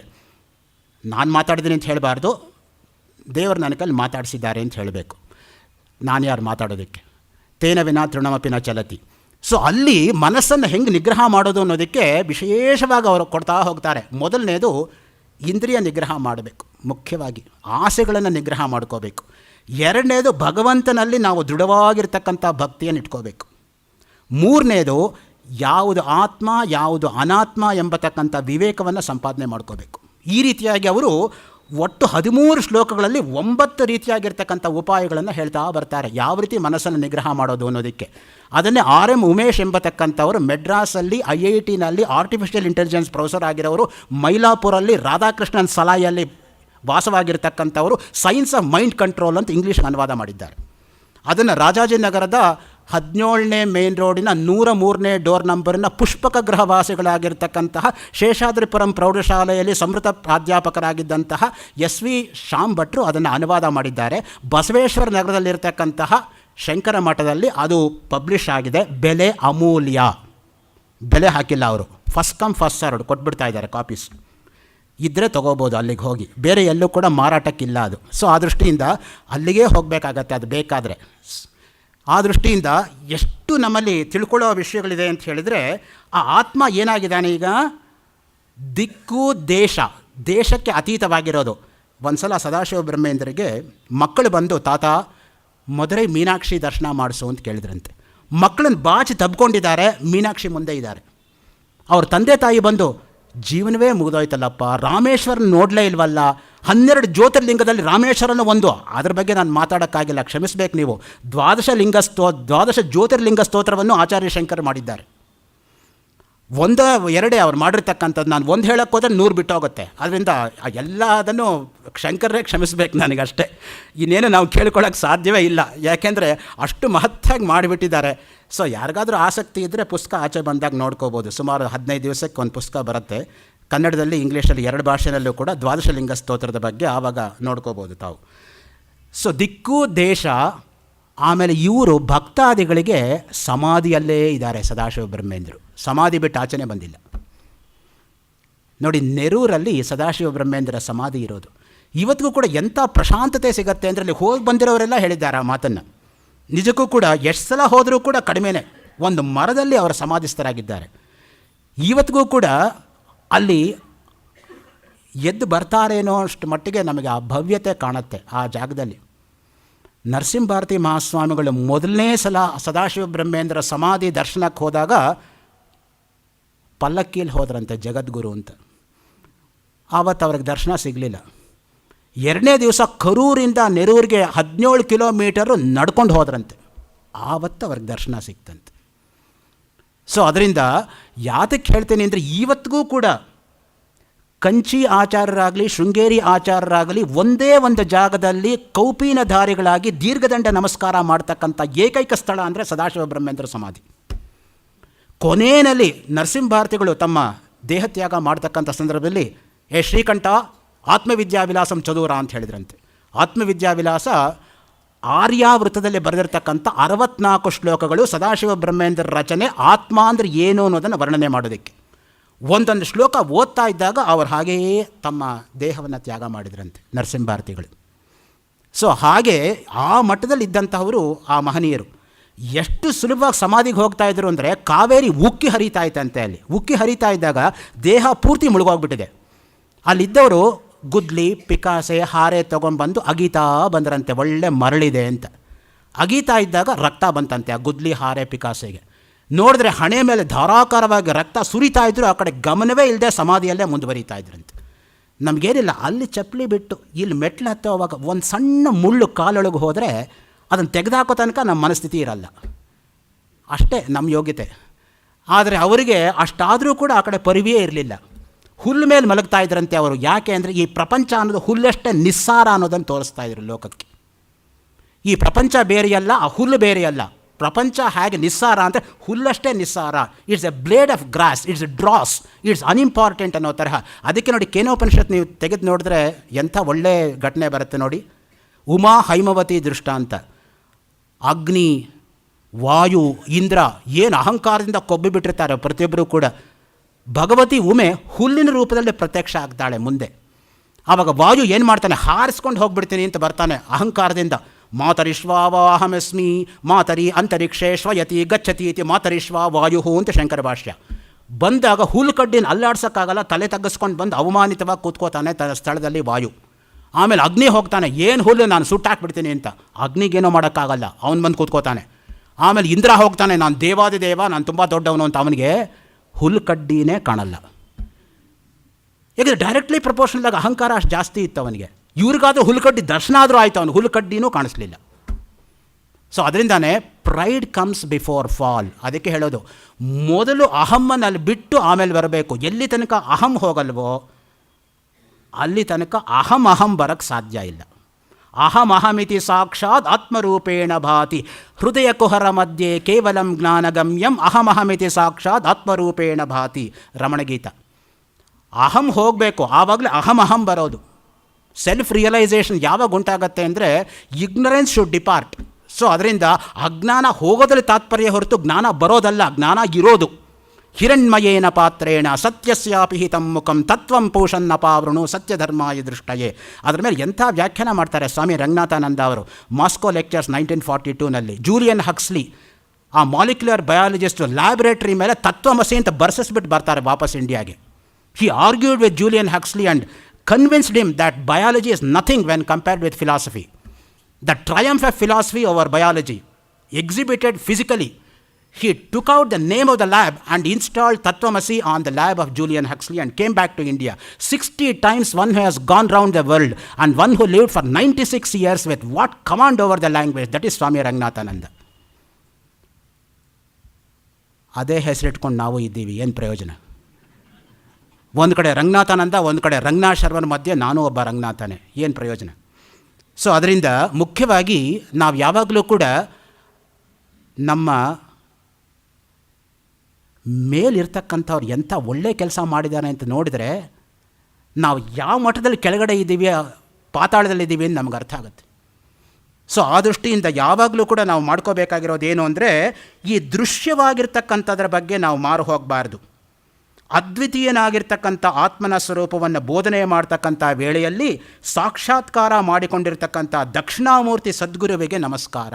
ದಕ್ಷಿಣಾಮೂರ್ತಿ ಅಂದರೆ ಯಾರು ಅನ್ನೋದನ್ನು ನಾವು ನೋಡ್ತಾ ಹೋದರೆ, ದಕ್ಷ ಬ್ರಹ್ಮ ತಾನು ಮಾಡಿದ ಯಾಗದಲ್ಲಿ ಪರಮೇಶ್ವರನನ್ನು ಪುರಸ್ಕಾರ ಮಾಡದ ಕಾರಣದಿಂದ ಸತೀದೇವಿ ದೇಹತ್ಯಾಗ ಮಾಡಲು ಕುಪಿತವಾದಾಗ ಪರಮೇಶ್ವರ ದಕ್ಷಯಜ್ಞವನ್ನು ಧ್ವಂಸ ಮಾಡಿ ಹಿಮವತ್ ಪರ್ವತದಲ್ಲಿ ತಪೋನಿರತನಾದ. ಆಗ ಸನಕ ಸನಂದನಾದಿ ಮುನಿವರ್ಯರು ಪರಮೇಶ್ವರನನ್ನು ಸೇವಿಸುತ್ತಾ ಪರಮಪುರುಷಾರ್ಥವಾದ ಮೋಕ್ಷಕ್ಕೆ ಸಾಧನವಾದ ತತ್ವೋಪದೇಶವನ್ನು ಪ್ರಾರ್ಥಿಸಿದರು. ಆಗ ವಟಮೂಲದಲ್ಲಿ ಪರಮೇಶ್ವರ ದಕ್ಷಿಣ ದಿಕ್ಕಿಗೆ ಎದುರಾಗಿ ಕುಳಿತಿದ್ದು ಉತ್ತರಾಭಿಮುಖವಾಗಿ ಕುಳಿತಿದ್ದ ಸನಕಾದಿ ಮುನಿಗಳಿಗೆ ಪರಮತತ್ವೋಪದೇಶ ಮಾಡಿ ದಕ್ಷಿಣಾಮೂರ್ತಿ ಎಂದು ಪ್ರಸಿದ್ಧನಾದ. ಹೀಗೆ ಸಿದ್ಧ ಗುರುವಾದ ದಕ್ಷಿಣಾಮೂರ್ತಿ ದೇವನಿಂದ ಉಪದಿಷ್ಟವಾದ ತತ್ವೋಪದೇಶದ ಸಂಗ್ರಹವಾದ ದಕ್ಷಿಣಾಮೂರ್ತಿ ಸ್ತೋತ್ರ ತತ್ವ ಜಿಜ್ಞಾಸುಗಳಿಗೆ ಪರಮ ಪವಿತ್ರ. ದಕ್ಷಿಣಾಮೂರ್ತಿ ಜೀವಬ್ರಹ್ಮರ ಐಕ್ಯತೆಯನ್ನು ತೋರಿಸ್ತಕ್ಕಂತಹ ಮೂರ್ತಿ. ಬ್ರಹ್ಮ ಸತ್ಯಂ ಜಗನ್ಮಿಥ್ಯಾ ಜೀವೋ ಬ್ರಹ್ಮೈವ ನ ಅಪರಹ. ಬ್ರಹ್ಮ ಒಂದೇ ಸತ್ಯವಾಗಿರ್ತಕ್ಕಂಥದ್ದು. ಬೃಹಿ ವೃಹಿ ವೃದ್ಧೌ, ಆ ಧಾತುವಿನಿಂದ ಬ್ರಹ್ಮ ಅನ್ನೋ ಶಬ್ದ ಬರೋದು. ಬೃಹತ್ವಾತ್ ಬ್ರಹ್ಮಣತ್ವಾಚ ಆತ್ಮ ಬ್ರಹ್ಮೇತಿ ಕೀರ್ತ್ಯತೆ. ಸ್ಪಷ್ಟವಾಗಿ ಶ್ರುತಿ ಹೇಳ್ತಾ ಇದೆ. ಬೃಹತ್ತಾಗಿರೋದರಿಂದ ಆತ್ಮವೇ ಬ್ರಹ್ಮ, ಬ್ರಹ್ಮವೇ ಆತ್ಮ. ಅದಕ್ಕೆ ಬ್ರಹ್ಮಾತ್ಮ ಭಾವ ಅಂದ್ರೆ ಒಂದೇ, ಆತ್ಮಭಾವ ಅಂದರೆ ಒಂದೇ. ಆತ್ಮಸ್ಥಿತಿ ಅದು ಮುಖ್ಯವಾಗಿರ್ತಕ್ಕಂಥದ್ದು. ನಿತ್ಯ ಸ್ಥಿತಿ, ಶಾಶ್ವತ ಸ್ಥಿತಿ, ನಿರಂತರ ಸ್ಥಿತಿ, ಆಂತರಿಕ ಸ್ಥಿತಿ, ಸತ್ಯಸ್ಥಿತಿ, ನಮ್ಮ ಸ್ವಸ್ಥಿತಿ, ಅದು ಆತ್ಮಸ್ಥಿತಿ. ಜೀವಬ್ರಹ್ಮರ ಐಕ್ಯವನ್ನು ನೋಡಿ. ಉಪಾಧಿಗಳನ್ನು ಕೊಟ್ಟರೆ ಜೀವ, ಉಪಾಧಿಗಳನ್ನು ತೆಗೆದುಹಾಕಿದರೆ ಬ್ರಹ್ಮ. ಅಷ್ಟೇ ಇರತಕ್ಕಂಥದ್ದು. ಅದಕ್ಕೆ ನಿಜವಾಗಿ ಜ್ಞಾನಿಗಳಾಗಿರೋರು ಅವರ ಬಯೋಡೇಟಾ ಓದಿಸ್ಕೊಳ್ಳೋಕ್ಕೆ ಇಷ್ಟಪಡಲ್ಲ. ಏಕೆಂದರೆ ಅದು ಅಹಂಕಾರ ವೃದ್ಧಿ ಮಾಡುತ್ತೆ. ಬಯೋಡೇಟಾ ಅಲ್ಲಪ್ಪ, ಅದು ಬಯೋಡೇಟಾ ಅಂತ ಅದಕ್ಕೆ ಹೇಳೋದು.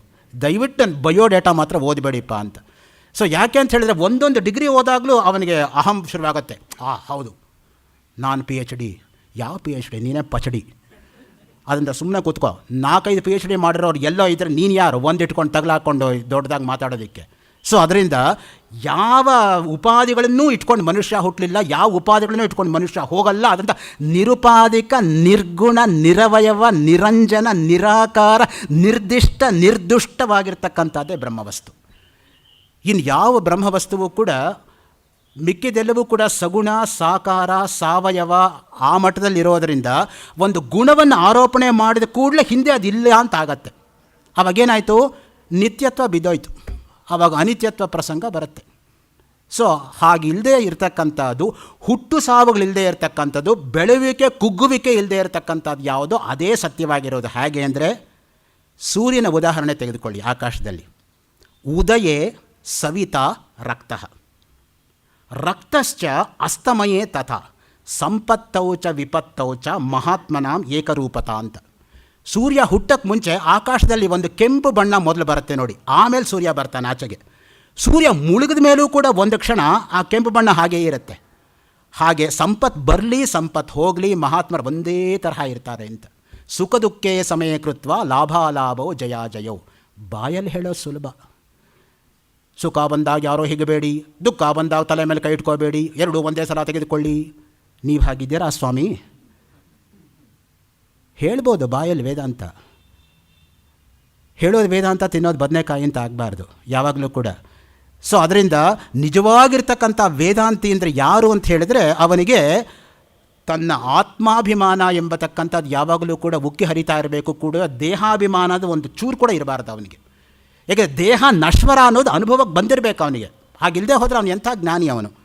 ಯಾರಾದರೂ ನಾನು ಜ್ಞಾನಿ ಅಂತ ಹೇಳಿದರೆ ಅವನಿಗೆ ಜ್ಞಾನ ಇಲ್ಲ ಅನ್ನೋದು ಪ್ರೂವ್ ಆಯಿತು.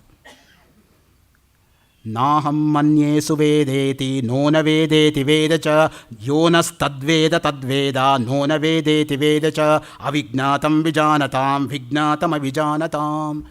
ಅದಕ್ಕೆ ಹೇಳೋದು he who knows he knows he knows not, he who knows not he knows he knows ಅಂತ. KNOWS.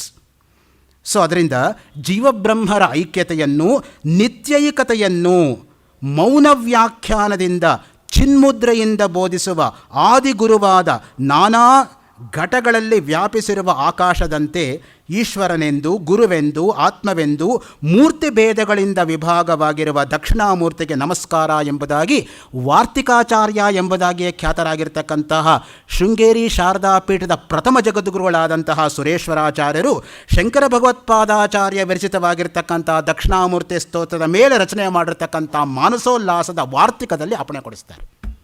ಈಶ್ವರೋ ಗುರುರಾತ್ಮೇತಿ ಮೂರ್ತಿಭೇದ ವಿಭಾಗಿನೇ ವ್ಯೋಮವದ್ ವ್ಯಾಪ್ತ ದೇಹಾಯ ದಕ್ಷಿಣಾಮೂರ್ತಯೇ ನಮಃ. ಸೊ ಯಾವುದು ಈಶ್ವರ, ಯಾವುದು ಗುರು, ಯಾವುದು ಆತ್ಮ ಎಲ್ಲವೂ ಒಂದೇ. ಅದೆಲ್ಲವೂ ಕೂಡ ನಾಮಭೇದವೇ ಹೊರತು ತತ್ವದಿಂದ ಒಂದೇ ಎಲ್ಲವೂ ಕೂಡ. ಈಶ್ವರ ಅಂತೇನಪ್ಪ, ಈಟಿತಿ ಈಶಾ ಈಶಾವಾಸ್ಯಂ ಆಚ್ಛಾದನೀಯಂ ಅಷ್ಟೇ. ಈಶಾವಾಸ್ಯ ಅನ್ನೋದಕ್ಕೆ ಮಂತ್ರ. ವಿಷ್ಣು ಅಂದ್ರೇನು? ವಿಶಲ್ರು ವ್ಯಾಪ್ತವು ಧಾತು. ಶಂಖಚಕ್ರ ಗದಾಧಾರಿಯಾಗಿರ್ತಕ್ಕಂಥ 4 ಕೈಗಳಿರ್ತಕ್ಕಂಥ ಸಾವಯವವಾಗಿರ್ತಕ್ಕಂಥ ಕಣ್ಣು ಮುಂದೆ ಕಾಣ್ತಾ ಇರತಕ್ಕಂತಹ ಅಲಂಕಾರ ಪ್ರಿಯನಾಗಿರ್ತಕ್ಕಂಥ ವಿಷ್ಣು ಅಂತಲ್ಲ. ವಿಷ್ಣು ಅಂದರೆ ಯಾರು? ವ್ಯಾಪಕತ್ವಾತ್ ವಿಷ್ಣು. ಅದೇ ಮಾತನ್ನೇ ವಿಷ್ಣು ಸಹಸ್ರನಾಮದ ಭಾಷ್ಯದಲ್ಲಿ ಆಚಾರ್ಯ ಶಂಕರರು ವರ್ಣನೆ ಮಾಡಿರ್ತಕ್ಕಂಥದ್ದು. ಸೊ ಆ ದೃಷ್ಟಿಯಿಂದ ಸಮಗ್ರವಾಗಿರ್ತಕ್ಕಂಥ ಔಟ್ಲುಕ್ ಸಿಗುತ್ತೆ ನಿಮಗೆ. ಶಂಕರ ಭಗವತ್ಪಾದರ ಸ್ತೋತ್ರವನ್ನು ಪ್ರಕರಣ ಗ್ರಂಥಕ್ಕೆ ರಿಲೇಟ್ ಮಾಡ್ಬೋದು, ಪ್ರಕರಣ ಗ್ರಂಥವನ್ನು ಭಾಷ್ಯಕ್ಕೆ ರಿಲೇಟ್ ಮಾಡ್ಬೋದು, ಭಾಷ್ಯವನ್ನು ಅವರ ಜೀವನಕ್ಕೆ ರಿಲೇಟ್ ಮಾಡ್ಬೋದು, ಅವರ ಜೀವನವನ್ನು ನಮ್ಮ ಜೀವನಕ್ಕೆ ನಾವು ಅದನ್ನು ಅಳವಡಿಸ್ಕೊಳ್ತಕ್ಕಂಥದ್ದು ನಾವು ಮಾಡಬೇಕಾಗಿರೋದು. ಆವಾಗ ನಾವು ಶಂಕರಿಗೆ ಏನಾದರೂ ಒಂದು ಸ್ವಲ್ಪ ನಮ್ಮ ಗೌರವವನ್ನು ತೋರಿಸ್ದಂಗೆ ಆಗುತ್ತೆ ಜೀವನದಲ್ಲಿ. ಅವ್ರು ಹೇಳಿರ್ತಕ್ಕಂಥ ಅಷ್ಟು ಶ್ಲೋಕಗಳಲ್ಲಿ ಒಂದು ಶ್ಲೋಕದ ಒಂದು ಪಾದದ ಒಂದು ಪದವನ್ನಾದರೂ ನಾವು ಅನುಸಂಧಾನ ಮಾಡೋಕ್ಕೆ ಪ್ರಯತ್ನ ಪಟ್ಟರೆ ಪ್ರಾಮಾಣಿಕವಾಗಿ ನಾವೇ ಧನ್ಯರು. ನಮ್ಮಲ್ಲಿ ಎಷ್ಟೋ ಜನಕ್ಕೆ 32ನೇ ವಯಸ್ಸಿಗೆ ಶಂಕರಾಚಾರ್ಯರು ಅಂತ ಒಬ್ಬರು ಇದ್ದು ಅಂತಲೇ ಗೊತ್ತಿಲ್ಲ. ಅವ್ರು 32 ವಯಸ್ಸಿಗೆ ಅವ್ರ ಜೀವನವೇ ಮುಗಿದಾಯ್ತಲ್ಲ. ಅಷ್ಟವರ್ಷೇ ಚತುರ್ವೇದಿ ದ್ವಾದಶೇ ಸರ್ವಶಾಸ್ತ್ರವಿತು ಷೋಡಶೇ ಕೃತವಾನ್ ಭಾಷ್ಯಂ ದ್ವಾತ್ರಿಂಶೇ ಮುನಿರಭ್ಯಗಾತ್. ಎಂಥ ಅಗಾಧವಾಗಿರ್ತಕ್ಕಂಥ ಜೀವನ ನೋಡಿ. 8 ವಯಸ್ಸಾಗೋಷ್ಟೊತ್ತಿಗೆ 4 ವೇದಗಳು ಕರತಲಾಮಲಕವಾಗಿತ್ತು. ದ್ವಾದಶೇ ಸರ್ವಶಾಸ್ತ್ರವಿತ್ತು, 12ನೇ ವಯಸ್ಸಿಗೆ ಎಲ್ಲ ಶಾಸ್ತ್ರಗಳು ಗೊತ್ತಿತ್ತು ಅವರಿಗೆ. ಷೋಡಶೇ ಕೃತವಾನ್ ಭಾಷ್ಯಂ, 16ನೇ ವಯಸ್ಸಲ್ಲಿ ಪ್ರಸನ್ನ ಗಂಭೀರ ಶೈಲಿಯಲ್ಲಿ ಭಗವದ್ಗೀತೆ 700 ಶ್ಲೋಕಗಳು, 555 ಬ್ರಹ್ಮಸೂತ್ರಗಳು, 10 ಉಪನಿಷತ್ತುಗಳು, ವಿವೇಕ್ ಚೂಡಾಮಣಿಗೆ ಭಾಷ್ಯವನ್ನು ವಿಷ್ಣು ಸಹಸ್ರನಾಮಕ್ಕೆ ಭಾಷ್ಯವನ್ನು ಅನುಗ್ರಹಿಸಿದ ವಯಸ್ಸು 16. ಇನ್ನು 16 ವರ್ಷ ಆಸೇತು ಹಿಮಾಚಲ ಪರ್ಯಂತ ಕಾಲ್ನಡಿಗೆಯಲ್ಲಿ ನಡೆದು 4 ವೇದಗಳ ಪುನರುದ್ಧಾರಕ್ಕೋಸ್ಕರ 4 ಆಮ್ನಾಯ ಪೀಠಗಳನ್ನು ಸಂಸ್ಥಾಪನೆ ಮಾಡಿ 4 ಜನ ಶಿಷ್ಯರನ್ನು ನೇಮಕಾತಿ ಮಾಡಿ ಅವಿಚ್ಛಿನ್ನವಾಗಿ ಅಸ್ಖಲಿತವಾಗಿ ಅನನ್ಯಾದೃಶವಾಗಿ 1300 ವರ್ಷ ಆದರೂ ಕೂಡ ಅದ್ವೈತ ಪರಂಪರೆ ಎಂಬತಕ್ಕಂಥದ್ದು ನಡೆದು ಬರೋದಕ್ಕೆ ಮೂಲ ಕಾರಣೀಭೂತರಾಗಿರ್ತಕ್ಕಂಥವರು ಸಾಕ್ಷಾತ್ ಶಿವನ ಅಪರಾವತಾರವಾಗಿರ್ತಕ್ಕಂಥ ಶಂ ಮಾಡತಕ್ಕಂಥ ಶಂಕರರು. ಶಂ ಕರೋತೀತಿ ಶಂಕರಃ ಶಂಭೋರ್ಮೂರ್ತಿಶ್ಚರ್ತಿ ಭುವನೇ ಶಂಕರಾಚಾರ್ಯ ರೂಪ. ಅದಕ್ಕೆ ಮಾತು ಬಂದಿರ್ತವುದು, ಸಾಕ್ಷಾತ್ ಪರಮೇಶ್ವರನೇ ಆರ್ಯಾಂಬ ಶಿವಗುರುಗಳಲ್ಲಿ ಆವಿರ್ಭವಿಸಿ ಶಂಕರರಾಗಿ ಭೂಮಿಯಲ್ಲಿ ನಡೆದಾಡಿದರು ಅಂತ. ಇಲ್ಲದ್ರೆ ಯಾವ ಮನುಷ್ಯ ಸಹಜರಾಗಿರೋರು ಆ ಕೆಲಸ ಮಾಡೋಕ್ಕೆ ಸಾಧ್ಯ? ಇವತ್ತು ನೋಡಿ, ನಾವಿಷ್ಟೆಲ್ಲ ಸೌಕರ್ಯ ಇಟ್ಕೊಂಡು ಕೇದಾರಕ್ಕೆ ಹೋದವರು ಅಲ್ಲೇ ಹೋಗ್ಬಿಟ್ರು. ಆಗಿನ ಕಾಲದಲ್ಲಿ ಕಾಲ್ನಡಿಗೆಯಲ್ಲಿ ನಡ್ಕೊಂಡು ಹೋದ್ರು ಅವರು ಅಂದರೆ ಏನು ಹುಡುಗಾಟನ ಅದು? ಈ can't even imagine that it can happen, but it happened. So ಅದು ಇರ್ತಕ್ಕಂಥದ್ದು ನಿಜವಾಗಿರ್ತಕ್ಕಂಥ ದೈವಾಂಶ ಸಂಭೂತರಿಗೆ ಮಾತ್ರ ಅದು ಸಾಧ್ಯವೇ ಹೊರತು ಸಾಮಾನ್ಯರಿಗೆ ಅದು ಸಾಧ್ಯ ಇಲ್ಲ. ಅದರಿಂದ ನಮ್ಮ ಮಟ್ಟದಿಂದ ಅವ್ರ ಮಟ್ಟವನ್ನು ಅಳಿಯೋದಕ್ಕೆ ಹೋಗ್ತಕ್ಕಂಥದ್ದು ಮಹಾ ತಪ್ಪಾಗತ್ತೆ. ನನ್ನ ಕೈಯಲ್ಲಿ ಆಗಲ್ಲ ಅಂತ ಹೇಳಬೇಕೇ ಹೊರತು ಯಾರ ಕೈಯಲ್ಲೂ ಆಗಲ್ಲ ಅಂದರೆ ನೀನು ಯಾರು ಅದನ್ನು ಹೇಳೋದಕ್ಕೆ? ಅದರಿಂದ ನಮ್ಮ ಲಿಮಿಟೇಷನ್ಸ್ ನಾವು ಮೊದಲು ಅರ್ಥ ಮಾಡ್ಕೋಬೇಕಾಗತ್ತೆ. ದಕ್ಷಿಣಾಮೂರ್ತಿ ಬ್ರಹ್ಮಜ್ಞಾನದ ಅಗ್ರ ಸ್ವರೂಪ ನೋಡಿ. ಅಗ್ರ ಅನ್ನೋದಕ್ಕೆ ನಮ್ಮಲ್ಲಿ ಎಂತಹ ಮಾತಿದೆ ಗೊತ್ತಾ?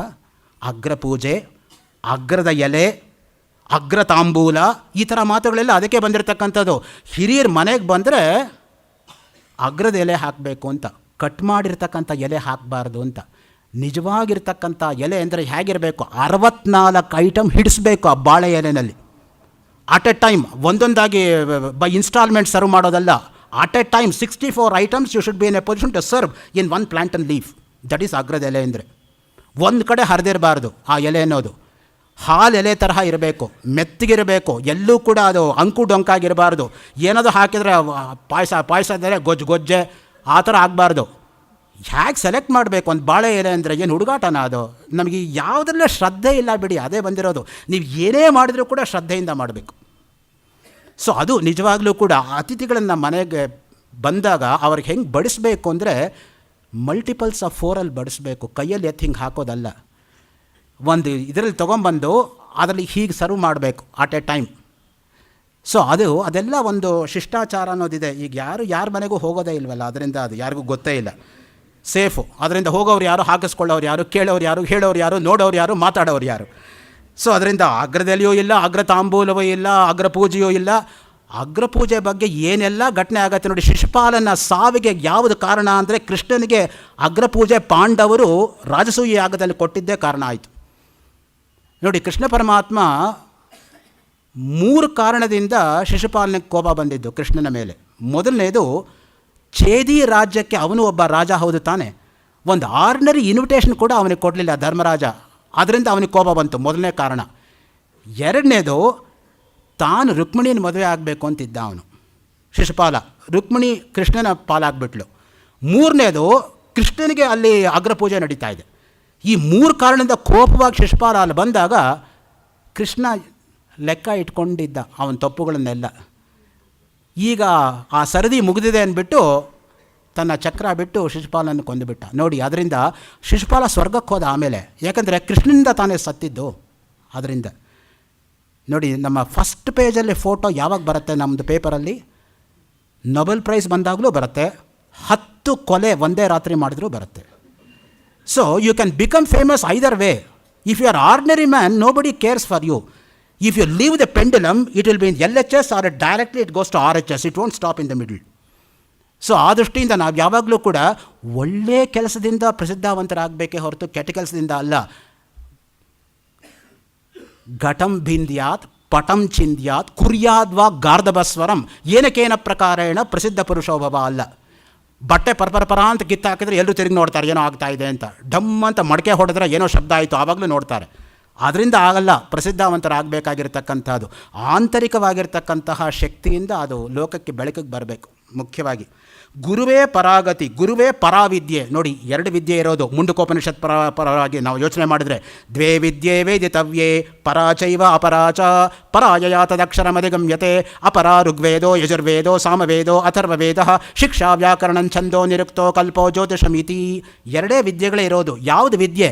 ಸಾವಿದ್ಯಾ ಯಾ ವಿಮುಕ್ತಯೇ.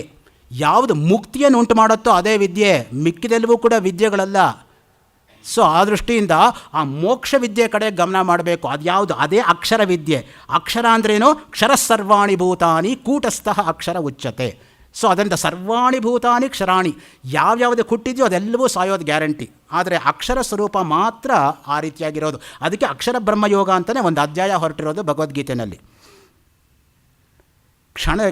ಕ್ಷೀಣವಾಗದೇ ಇರತಕ್ಕಂಥದ್ದು, ವ್ಯತ್ಯಾಸವಾಗದೇ ಇರತಕ್ಕಂಥದ್ದು ಅಕ್ಷರ ಸ್ವರೂಪ.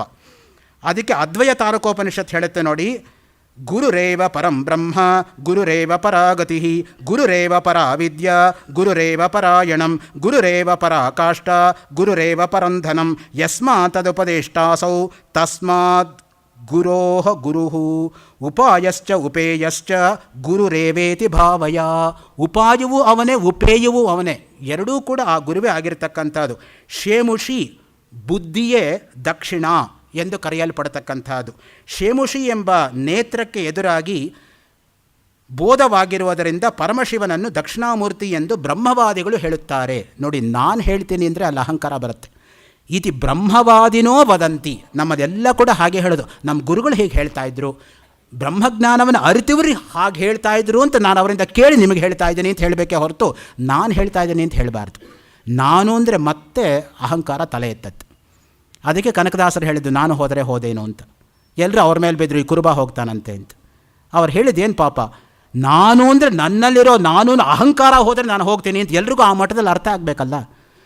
ಅದಕ್ಕೆ ವಿನ್ಸೆಂಟ್ ಸ್ಮಿತ್ತು ಇಂಡಿಯನ್ ಹಿಸ್ಟ್ರಿನಲ್ಲಿ ಬರೀತಾನೆ ಒಂದು ಕಡೆ, Kanaka and Purandara were god intoxicated mystics with god inspired composition and hence they were nothing but godly ಅಂತ.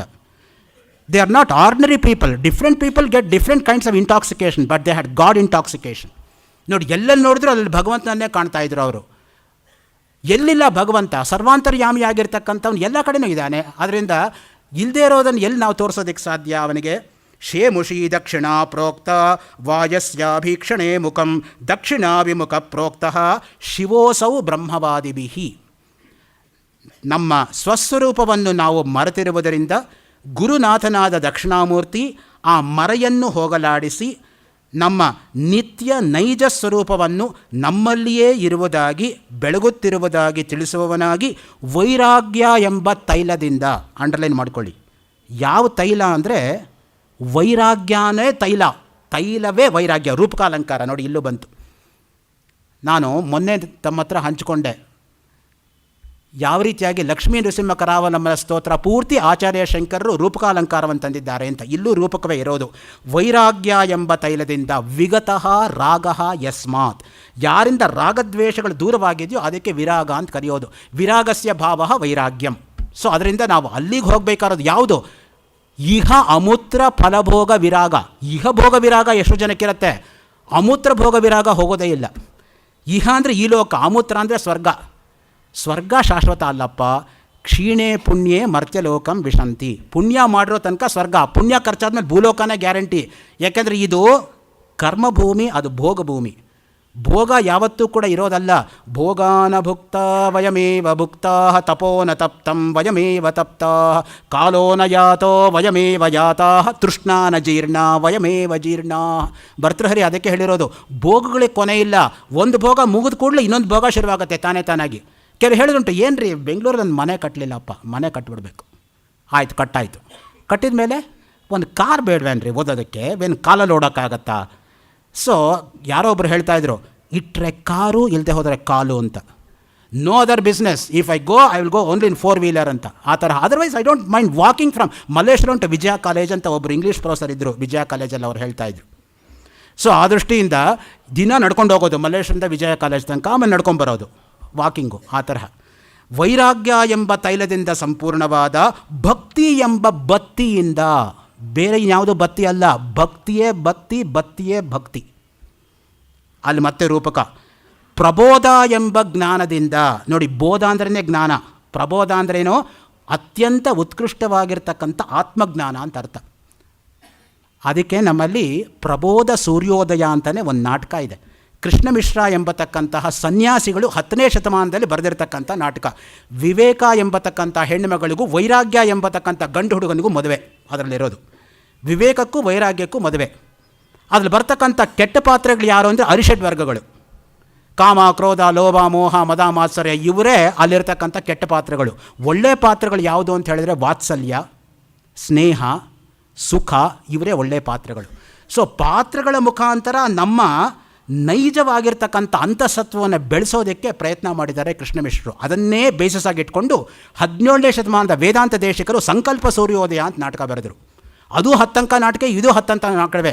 ಅಲ್ಲಿ 64 ಪಾತ್ರಗಳು, ಇಲ್ಲೂ 64 ಪಾತ್ರಗಳು. ಅದು 10ನೇ ಶತಮಾನ, ಇದು 17ನೇ ಶತಮಾನ. ಅದು ಕೃಷ್ಣ ಮಿಶ್ರ, ಇದು ವೇದಾಂತ ದೇಶಿಕ. ಅದನ್ನಿಟ್ಕೊಂಡು ಪುಣ್ಯಾತ್ಮರು ಶ್ರೀವತ್ಸ ಕಲಭಾಗಲ್ ಎಂಬತಕ್ಕಂಥವ್ರು ರೀಸೆಂಟಾಗಿ ಹೋಗಿಬಿಟ್ರು. ಅವ್ರು ಈಗ ತಾನೇ ಕಂಪ್ಲೀಟ್ ಮಾಡಿದ್ದಾರೆ ಕನ್ನಡ ಭಾಷಾಂತರ ಸಂಕಲ್ಪ ಸೂರ್ಯೋದಯವನ್ನು. ಅವ್ರ ಮನೆಗೆ ಹೋಗಿ ನೋಡ್ಕೊಂಬಂದೆ, ಪೂರ್ತಿಯಾಗಿದೆ ಭಾಷಾಂತರ. ಅವ್ರ ಮನೆಯವರು ನಾವೇ ಪ್ರಿಂಟ್ ಮಾಡ್ತೀವಿ ಅಂತ ಹೇಳಿದ್ದಾರೆ. ಅದರಿಂದ ಯೋಚನೆ ಇಲ್ಲ, ಅಟ್ಲೀಸ್ಟ್ ನಮಗೆ ಗ್ರಂಥ ಸಿಗುತ್ತೆ. ಎಲ್ಲಿದ್ದರೂ ಕೂಡ ನನಗಿದೊಂದು ಹುಚ್ಚು, ಯಾರಾದರೂ ಏನಾದರೂ ಬರೆದೇ ನನಗೆ ಗೊತ್ತಾಗ್ಬಿಟ್ರೆ ಆ ಪುಸ್ತಕ ನನ್ನಲ್ಲಿ ಇರಬೇಕು ಅಂತ. ಅದು ಏನಾದರೂ ಆಗಲಿ, whatever the first book which is available in the book stall, I should have a copy of that.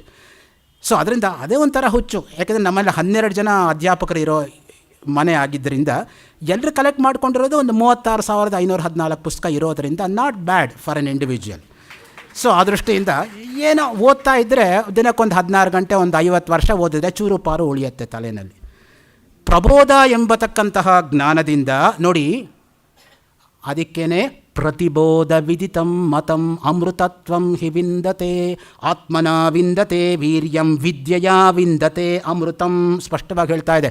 ಬೋಧಂ ಬೋಧಂ ಪ್ರತಿವಿದಿತಂ ಪ್ರತಿಬೋಧ ವಿದಿತಂ ಅಂತ ಶಂಕರ ಭಾಷ್ಯ ಕೇನೋಪನಿಷತ್ ಮೇಲೆ. ಬೋಧ ಅಂದರೆ ಜ್ಞಾನ. ಅದಕ್ಕೆ ಬುದ್ಧನಿಗೆ ಬೋಧಿ ವೃಕ್ಷದ ಕೆಳಗೆ ಪೂರ್ಣಿಮೆ ದಿವಸ ಬೋಧವಾದ್ದರಿಂದ ಅವನು ಬುದ್ಧನಾದ. ಒಂದು ನೆನ್ಪಿಟ್ಕೊಳ್ಳಿ, ಬುದ್ಧ ಹುಟ್ಟಿದ್ದು ಪೂರ್ಣಿಮೆ ದಿವಸ, ಅವನಿಗೆ ಜ್ಞಾನೋದಯ ಆಗಿದ್ದು ಪೂರ್ಣಿಮೆ ದಿವಸ, ಅವನ ದೇಹತ್ಯಾಗ ಮಾಡಿದ್ದು ಪೂರ್ಣಿಮೆ ದಿವಸ. All the three they coincide with one another. That's a very rare kind of a combination. ಅದಕ್ಕೆ ನಾವು ಬುದ್ಧ ಪೂರ್ಣಿಮಾ ಅಂತ ಆಚರಣೆ ಮಾಡ್ತಕ್ಕಂಥದ್ದು. ಕೆಲವರಿಗೆ ಡೇಟ್ ಆಫ್ ಬರ್ತ್ ಏನೋ, ಡೇಟ್ ಆಫ್ ಡೆತ್ತು ಅದೇ ಇರುತ್ತೆ ಒಂಥರ, ವಿತ್ ಚೇಂಜ್ ಆಫ್ ಇಯರ್ ಅಷ್ಟೇ. ನಮ್ಮಲ್ಲಿ ಕ್ಯಾಲೆಂಡರ್ ಪ್ರಕಾರ ನೋಡುವಾಗ ಡೇಟೆಲ್ಲ ಇಂಪಾರ್ಟೆಂಟ್ ನಮಗೆ, ಆ ತಿಥಿ ಅವತ್ತೇನು ಬಂದಿದೆ ಅಂತ. ನಮ್ಮ ಅಜ್ಜಿಗೆ ನಾಗಪಂಚಮಿ ದಿವಸ ಅವ್ರು ಹುಟ್ಟಿದ್ರಿಂದ ಅವ್ರಿಗೆ ನಾಗಮ್ಮ ಅಂತ ಹೆಸರಿಟ್ರಂತೆ. ಅವರು ದೇಹತ್ಯಾಗ ಮಾಡಿದ್ದು ನಾಗಪಂಚಮಿ ದಿವಸನೇ. ಸೊ ಹಾಗೆ ಕೆಲವರಿಗೆ ಆ ರೀತಿ ಕೂಡಿ ಬರುತ್ತೆ ಜೀವನದಲ್ಲಿ. ಪ್ರಬೋಧ ಎಂಬತಕ್ಕಂತಹ ಜ್ಞಾನದಿಂದ ಪೂರ್ಣವಾಗಿ ಪ್ರಮಿತಿಯಲ್ಲಿ ಜ್ಞಪ್ತಿ ಎಂಬ ದೀಪವನ್ನು ನೋಡಬೇಕು. ನಾವು ನೋಡಬೇಕಾಗಿರೋದು ಯಾವುದು? ದೀಪ. ಅದಕ್ಕೆ ನಮ್ಮಲ್ಲಿ ಯಾವಾಗಲೂ ಕೂಡ ನಂದಾದೀಪ ಅಂತ ಕಾನ್ಸೆಪ್ಟ್ ಇದ್ದಿದ್ದು. ಈಗ ಕರೆಂಟ್ ಇದ್ದರೆ ಇರುತ್ತೆ, ಇಲ್ಲದೆ ಹೋದರೆ ಇಲ್ಲ, ಅಷ್ಟೇ. ಯಾವ ನಂದಾದೀಪ? ಯಾವತ್ತೂ ನಂದದೇ ಒಂದೇ ತರಹ ಇರತಕ್ಕಂಥದ್ದು ನಂದಾದೀಪ. ಅದಕ್ಕೆ ಬಸ್ಸಲ್ಲಿ ಬೋರ್ಡ್ ಹಾಕಿರೋದು, ಕೋಪವು ನಂದಿದ ದೀಪವಾಗಲಿ, ನಗುವು ನಂದಾದೀಪವಾಗಲಿ ಅಂತ. ಯಾರು ನಗ್ತಾ ಇದ್ದರೆ ಚೆನ್ನಾಗಿರುತ್ತೆ ಹೊರತು ಅಳ್ತಾ ಇದ್ದರೆ ಏನು ಚೆನ್ನಾಗಿರುತ್ತೆ? ಕೋಪ ಮಾಡ್ಕೊಂಡಿರೋವಾಗ, ಮುಖ ಎಲ್ಲ ಸೆಂಟ್ರಿಸ್ಕೊಂಡಿರೋವಾಗ. ಜ್ಞಪ್ತಿ ಎಂಬ ದೀಪವನ್ನು ನೋಡಬೇಕು. ಆಗ ಮೋಹಾಂಧಕಾರ ನಿವಾರಣೆಯಾಗಿ. ನೋಡಿ, ಮೋಹ ಅನ್ನೋದೇ ಅಂಧಕಾರ. ಅಂಧಕಾರ ಬೇರೆಯಲ್ಲ, ಮೋಹ ಬೇರೆಯಲ್ಲ. ಮೋಹಂಜಹಿ ಮಹಾಮೃತ್ಯೋ ದೇಹ ದಾರ ಸುತಾದಿಷು ಮೋಹೋ ವಿನಿರ್ಜಿತೋ ಏನ ಸಮುಕ್ತಿ ಪದ ಮೃಚ್ಛತಿ. ಅದಕ್ಕೆ ಮಾತು ಹೇಳಿರೋದು, ಮೋಹವನ್ನು ಗೆಲ್ಲು. ದೇಹ ಮೋಹ, ದಾರ ಮೋಹ, ಸುತಮೋಹ ಇದೆಲ್ಲವೂ ಮೋಹಗಳೇ. ಯಾವುದೋ ಒಂದು ಮೋಹ ಬಂದು ನಮ್ಮನ್ನು ಹಿಡ್ಕೊಳ್ಳುತ್ತೆ ನೋಡಿ. It's like octopus with 8 tentacles. You can't escape. ಒಂದು ತಪ್ಪಿಸ್ಕೊಂಡು ಇನ್ನೊಂದು ಹಿಡ್ಕೊಳ್ಳುತ್ತೆ, ಅದು ತಪ್ಪಿಸ್ಕೊಂಡು ಇನ್ನೊಂದು ಹಿಡ್ಕೊಳ್ಳುತ್ತೆ. ಎಲ್ಲಕ್ಕೂ ಪಾರಾಗಿ ಹೋಗಬೇಕು ಅಂದರೆ ಯಾವ ಮಟ್ಟಕ್ಕೆ ಅಂತಸತ್ವ ಇರಬೇಕು, ಯಾವ ಮಟ್ಟಕ್ಕೆ ವಿವೇಕಪೂರಿತವಾಗಿರ್ತಕ್ಕಂಥ ವೈರಾಗ್ಯ ಇರಬೇಕು. ಅದಕ್ಕೆ ವಿವೇಕ್ ಚೂಡಾಮಣಿಲಿ ಒಂದು ಶ್ಲೋಕದಲ್ಲಿ ಹೇಳ್ತಾರೆ ಆಚಾರ್ಯ ಶಂಕರ್ರೆ, ಮೋಹವನ್ನು ಕತ್ತರಿಸಬೇಕಾದರೆ ವಿವೇಕ ವೈರಾಗ್ಯ ಎಂಬುದಾಗಿ 2 ಅಲಗುಗಳಿರ್ತಕ್ಕಂಥ ಕತ್ತಿಯನ್ನು ತಂದು ಹೊಡಿಬೇಕು ಅಂತ. ಆವಾಗಲೇ ಈ ಮೋಹ ನಾಶ ಆಗೋದು, ಇಲ್ಲದೆ ಹೋದರೆ ಆಗೋದಿಲ್ಲ ಅಂತ. ಅದಕ್ಕೆ ವಿವೇಕ ಚೂಡಾಮಣಿ ಅಂತ ಅವರ ಹೆಸರಿಟ್ಟಿದ್ದು. ಕ್ರೆಸ್ ಜೂಯಲ್ ಆಫ್ ಡಿಸ್ಕ್ರಿಮಿನೇಷನ್ ಅಂತ ಕ್ರಿಸ್ಟಫರ್ ಐಶರ್ವುಡ್ ಅದನ್ನು ಭಾಷಾಂತರ ಮಾಡಿದ್ದಾರೆ, along with Swami Prabhavananda in Beverly Hills. So ಆ ದೃಷ್ಟಿಯಿಂದ ನಿಜವಾಗಿ ನಮಗೆ ಆಗಬೇಕಾಗಿರತಕ್ಕಂಥದ್ದು ಯಾವುದು ಅಂದರೆ ಆ ಮೋಹಾಂಧಕಾರ ನಿವಾರಣೆ. ಆಮೇಲೆ ವೈರಾಗ್ಯವನ್ನು ಮೊದಲನೇ ಅರಣಿಯಾಗಿ ಹೊಂದಿ ಓಂಕಾರ ಧ್ಯಾನದಿಂದ ಹೃದಯ ಸಾಗರವನ್ನು ಮತಿಸಿದರೆ. ಯಾವುದು ಧ್ಯಾನ? ಓಂಕಾರ ಧ್ಯಾನ. ನೋಡಿ, ಓಂ ಅನ್ನೋ ಶಬ್ದ ನಮ್ಮ ಭಾರತೀಯ ಪರಂಪರೆಯಲ್ಲಿ ಅತ್ಯಂತ ಶ್ರೇಷ್ಠವಾಗಿರ್ತಕ್ಕಂತಹ ಏಕಾಕ್ಷರ. ಅದಕ್ಕೆ ಹೇಳಿರ್ತಕ್ಕಂಥದ್ದು ಓಮಿತ್ಯೇಕಾಕ್ಷರಂ ಬ್ರಹ್ಮ, ಓಮಿತಿ ಬ್ರಹ್ಮ, ಓಮಿತೀದಗಂ ಸರ್ವಂ, ಓಮಿತ್ಯೇತದನುಕೃತಿಃ ಸ್ಮವ ಅಪ್ಯೋ ಶ್ರಾವಯೇತ್ಯಾಶ್ರಾವಯಂತಿ, ಓಮಿತಿ ಸಾಮಾನಿ ಗಾಯಂತಿ, ಓಗಂ ಶೋಮಿತಿ ಶಸ್ತ್ರಾಣಿ ಶಗುಂಸಂತಿ, ಓಮಿತ್ಯಧ್ವರ್ಯು ಪ್ರತಿಗರಂ ಪ್ರತಿಗೃಣಾತಿ, ಓಮಿತಿ ಬ್ರಹ್ಮ ಪ್ರಸೌತಿ. ಈ ರೀತಿಯಾಗಿ ಒಂದು ಅನುವಾಕವೇ ಹೊರಟು ಬಿಟ್ಟಿದೆ ತೈತ್ರಿಯ ಉಪನಿಷತ್ತಲ್ಲಿ ಓಂಕಾರಕ್ಕೆ. ಯಾವ್ಯಾವ ಸಂದರ್ಭದಲ್ಲಿ ಓಂಕಾರವನ್ನು ಹೇಳಬೇಕು ಅಂತ ಸಹಜವಾಗಿ ಪ್ರಶ್ನೆ ಉದ್ಭವಿಸುತ್ತೆ. ಅಭ್ಯುದಾನೆ, ಅಭ್ಯುಪಗಮೆ, ತೂಷ್ಣೀಂಭಾವೆ, ಸಮರ್ಚನೆ, ದಾನ ಪ್ರತಿಗ್ರಹಾದೌಚ ಓಂಕಾರೇಪಿ ಚ ಮಂಗಳೆ. ಮಂಖಕೋಶ ಅಂತ ಒಂದು ಕೋಶ ಇದೆ. ಅಮರಕೋಶ, ವೈಜಯಂತಿ ಕೋಶ, ಏಕಾಕ್ಷರ ಕೋಶ, ಅನೇಕಾಕ್ಷರ ಕೋಶ ತರಹನೇ ಮಂಖಕೋಶ ಅಂತ ಒಂದು ಕೋಶ ಇದೆ. ಚಾಮರಾಜೇಂದ್ರ ಸಮೃದ್ಧ ಕಾಲೇಜಿನಲ್ಲಿ ನೀವು ನೆಟ್ಟಿಗೆ ಲೈಬ್ರರಿ ಒಳಗೆ ಹೋದರೆ ಬಲಗಡೆ 5ನೇ ಕಬೋರ್ಡಲ್ಲಿ 2ನೇ ರೋನಲ್ಲಿ 4ನೇ ಪುಸ್ತಕ, ಮಂಖಕೋಶ ಅಂತ ಅದರ ಹೆಸರು. ಅಲ್ಲಿ ಈ ಹೇಳಿಕೆ ಬರುತ್ತೆ, ಅಭ್ಯುದಾನೇ ಅಭ್ಯುಪಗಮೆ. ಯಾರಿಗಾದ್ರೂ ದಾನ ಕೊಡೋವಾಗ, ದಾನ ಇಸ್ಕೊಳ್ಳೋವಾಗ, ತೂಷ್ಣೀಂ ಭಾವೆ, ನಿಶ್ಶಬ್ದವಾಗಿರುವಾಗ, ದೇವತೆಯ ಪೂಜೆ ಮಾಡ್ತಾ ಇರ್ತಕ್ಕಂಥ ಸಂದರ್ಭದಲ್ಲಿ, ಎಲ್ಲ ಮಂಗಳ ಕಾರ್ಯದಲ್ಲೂ ಕೂಡ ನೀವು ಓಂಕಾರವನ್ನು ಜಪ ಮಾಡಬಹುದು ಅನ್ನೋ ದೃಷ್ಟಿಯಿಂದ. ಓಂಕಾರಶ್ಚಾತ ಶಬ್ದಶ್ಚ ದ್ವಾವೇತೌ ಬ್ರಹ್ಮಣಪುರ ಕಂಠಂ ಬಿತ್ವಾ ವಿನಿರ್ಯಾತೌ ತಸ್ಮಾನ್ ಮಾಂಗಲಿಕಾ ಉಭೌ ಅಂತ ಅಥಾತೋ ಬ್ರಹ್ಮಜಿಜ್ಞಾಸ ವ್ಯಾಸಸೂತ್ರದ ಮೇಲೆ, ಶಂಕರ ಭಾಷ್ಯದ ಮೇಲೆ ರತ್ನಪ್ರಭಾ ವ್ಯಾಖ್ಯಾನಕಾರರು ಹೇಳ್ತಾರೆ. ಓಂ ಮತ್ತು ಅಥ ಎರಡೂ ಕೂಡ ಸಾಕ್ಷಾತ್ ಬ್ರಹ್ಮನ ಮುಖದಿಂದ ಬಂದಿರೋದ್ರಿಂದ ಬ್ರಹ್ಮನಷ್ಟೇ ಅದು ಪವಿತ್ರ ಓಂಕಾರ ಅನ್ನೋ ದೃಷ್ಟಿಯಿಂದ. ಓಂಕಾರದಲ್ಲಿ ಆವು ಮಾ ಇದೆ ನೋಡಿ. ಮಾಂಡೂಕ್ಯ ಉಪನಿಷತ್ತಲ್ಲಿ ಹಿನ್ನೆಲೆ ನೀವು ಅರ್ಥ ಮಾಡಿಕೊಂಡ್ರೆ ಅಕಾರ ಜಾಗ್ರತ್ತು, ಉಕಾರ ಸ್ವಪ್ನ, ಮಕಾರ ಸುಷುಪ್ತಿ, ಅಮ್ಮಲ್ಲಿರ್ತಕ್ಕಂಥ ಅರ್ಧಾಕ್ಷರ ತುರಿಯ. 7ನೇ ಮಂತ್ರದಲ್ಲಿ ಶಾಂತಂ ಶಿವಂ ಅದ್ವೈತಂ ಚತುರ್ಥಂ ಸ ಆತ್ಮ ಮನ್ಯಂತೆ ಸ ವಿಜ್ಞೇಯ ಅಲ್ಲಿ ತಂದು ನಿಲ್ಲಿಸ್ತಾರೆ. ಜಾಗೃತ ಅವಸ್ಥೆ ಈಗ ನಾವೆಲ್ಲ ಇರ್ತಕ್ಕಂಥದ್ದು ಆಕಾರ ಸ್ಥಿತಿ. ನಾನು ಮಾತಾಡ್ತಾ ಇರೋದು, ನೀವು ಕೇಳ್ತಾ ಇರೋದು, ಅದೆಲ್ಲ ಕೂಡ ಜಾಗೃತ ಅವಸ್ಥೆ. 2ನೇದು ಸ್ವಪ್ನಾವಸ್ಥೆ. ನೋಡಿ, ಸ್ವಪ್ನದಲ್ಲಿ ಉಕಾರ. ಮಲ್ಕೊಂಡು ನಿದ್ದೆ ಮಾಡಿದಾಗ ಒಬ್ಬೊಬ್ಬರಿಗೂ ಒಂದೊಂದು ತರಹ ಸ್ವಪ್ನ ಬೀಳುತ್ತೆ. ಇಬ್ಬರಿಗೂ ಒಂದೇ ತರಹ ಸ್ವಪ್ನ ಬೀಳಕ್ಕೆ ಸಾಧ್ಯ ಇಲ್ಲ. ಅದಕ್ಕೆ doctor S Radhakrishnan history of Indian philosophy volume 2 page 423 paragraph 3 line 2ನಲ್ಲಿ ಏನು ಹೇಳ್ತಾರೆ ಅಂದರೆ, 2 people can sleep in the same bed but they cannot get the same dream at the same time. This is Radhakrishnan. ಇಬ್ಬರು ಒಂದರ ಪಕ್ಕದಲ್ಲಿ ಒಬ್ಬರು ಮಲ್ಕೊಂಡು ನಿದ್ದೆ ಮಾಡ್ಬೋದು, ಆದರೆ ಏಕಕಾಲದಲ್ಲಿ ಇಬ್ಬರಿಗೂ ಒಂದೇ ಸ್ವಪ್ನ ಬೀಳಲ್ಲ ಅಂತ. ಇವ್ರ ಸ್ವಪ್ನವೇ ಬೇರೆ, ಅವ್ರ ಸ್ವಪ್ನವೇ ಬೇರೆ. ಕೆಲವು ಸ್ವಪ್ನದಲ್ಲೇ ಮಾತಾಡೋದು, ಸ್ವಪ್ನದಲ್ಲೇ ನಡೆದಾಡೋದು, ಸ್ವಪ್ನದಲ್ಲೇ ಕಿರ್ಚ್ಕೊಳ್ಳೋದು, ಸ್ವಪ್ನದಲ್ಲೇ ನಡೀತಾ ಮಾತಾಡೋದು ಎಲ್ಲ ಆಗುತ್ತೆ.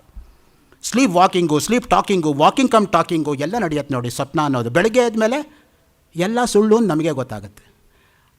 ಸ್ವಪ್ನೇಂದ್ರಜಾಲವತ್ ಪಶ್ಯ ದಿನಾನಿ ತ್ರೀಣಿ ಪಂಚವೈ. ಅದಕ್ಕೆ ಅಷ್ಟಾವಕ್ರ ಮುನಿಗಳು ಜನಕ ಮಹಾರಾಜನಿಗೆ ಅಷ್ಟಾವಕ್ರ ಗೀತೆನಲ್ಲಿ ಬೋಧಿಸಿರೋದು.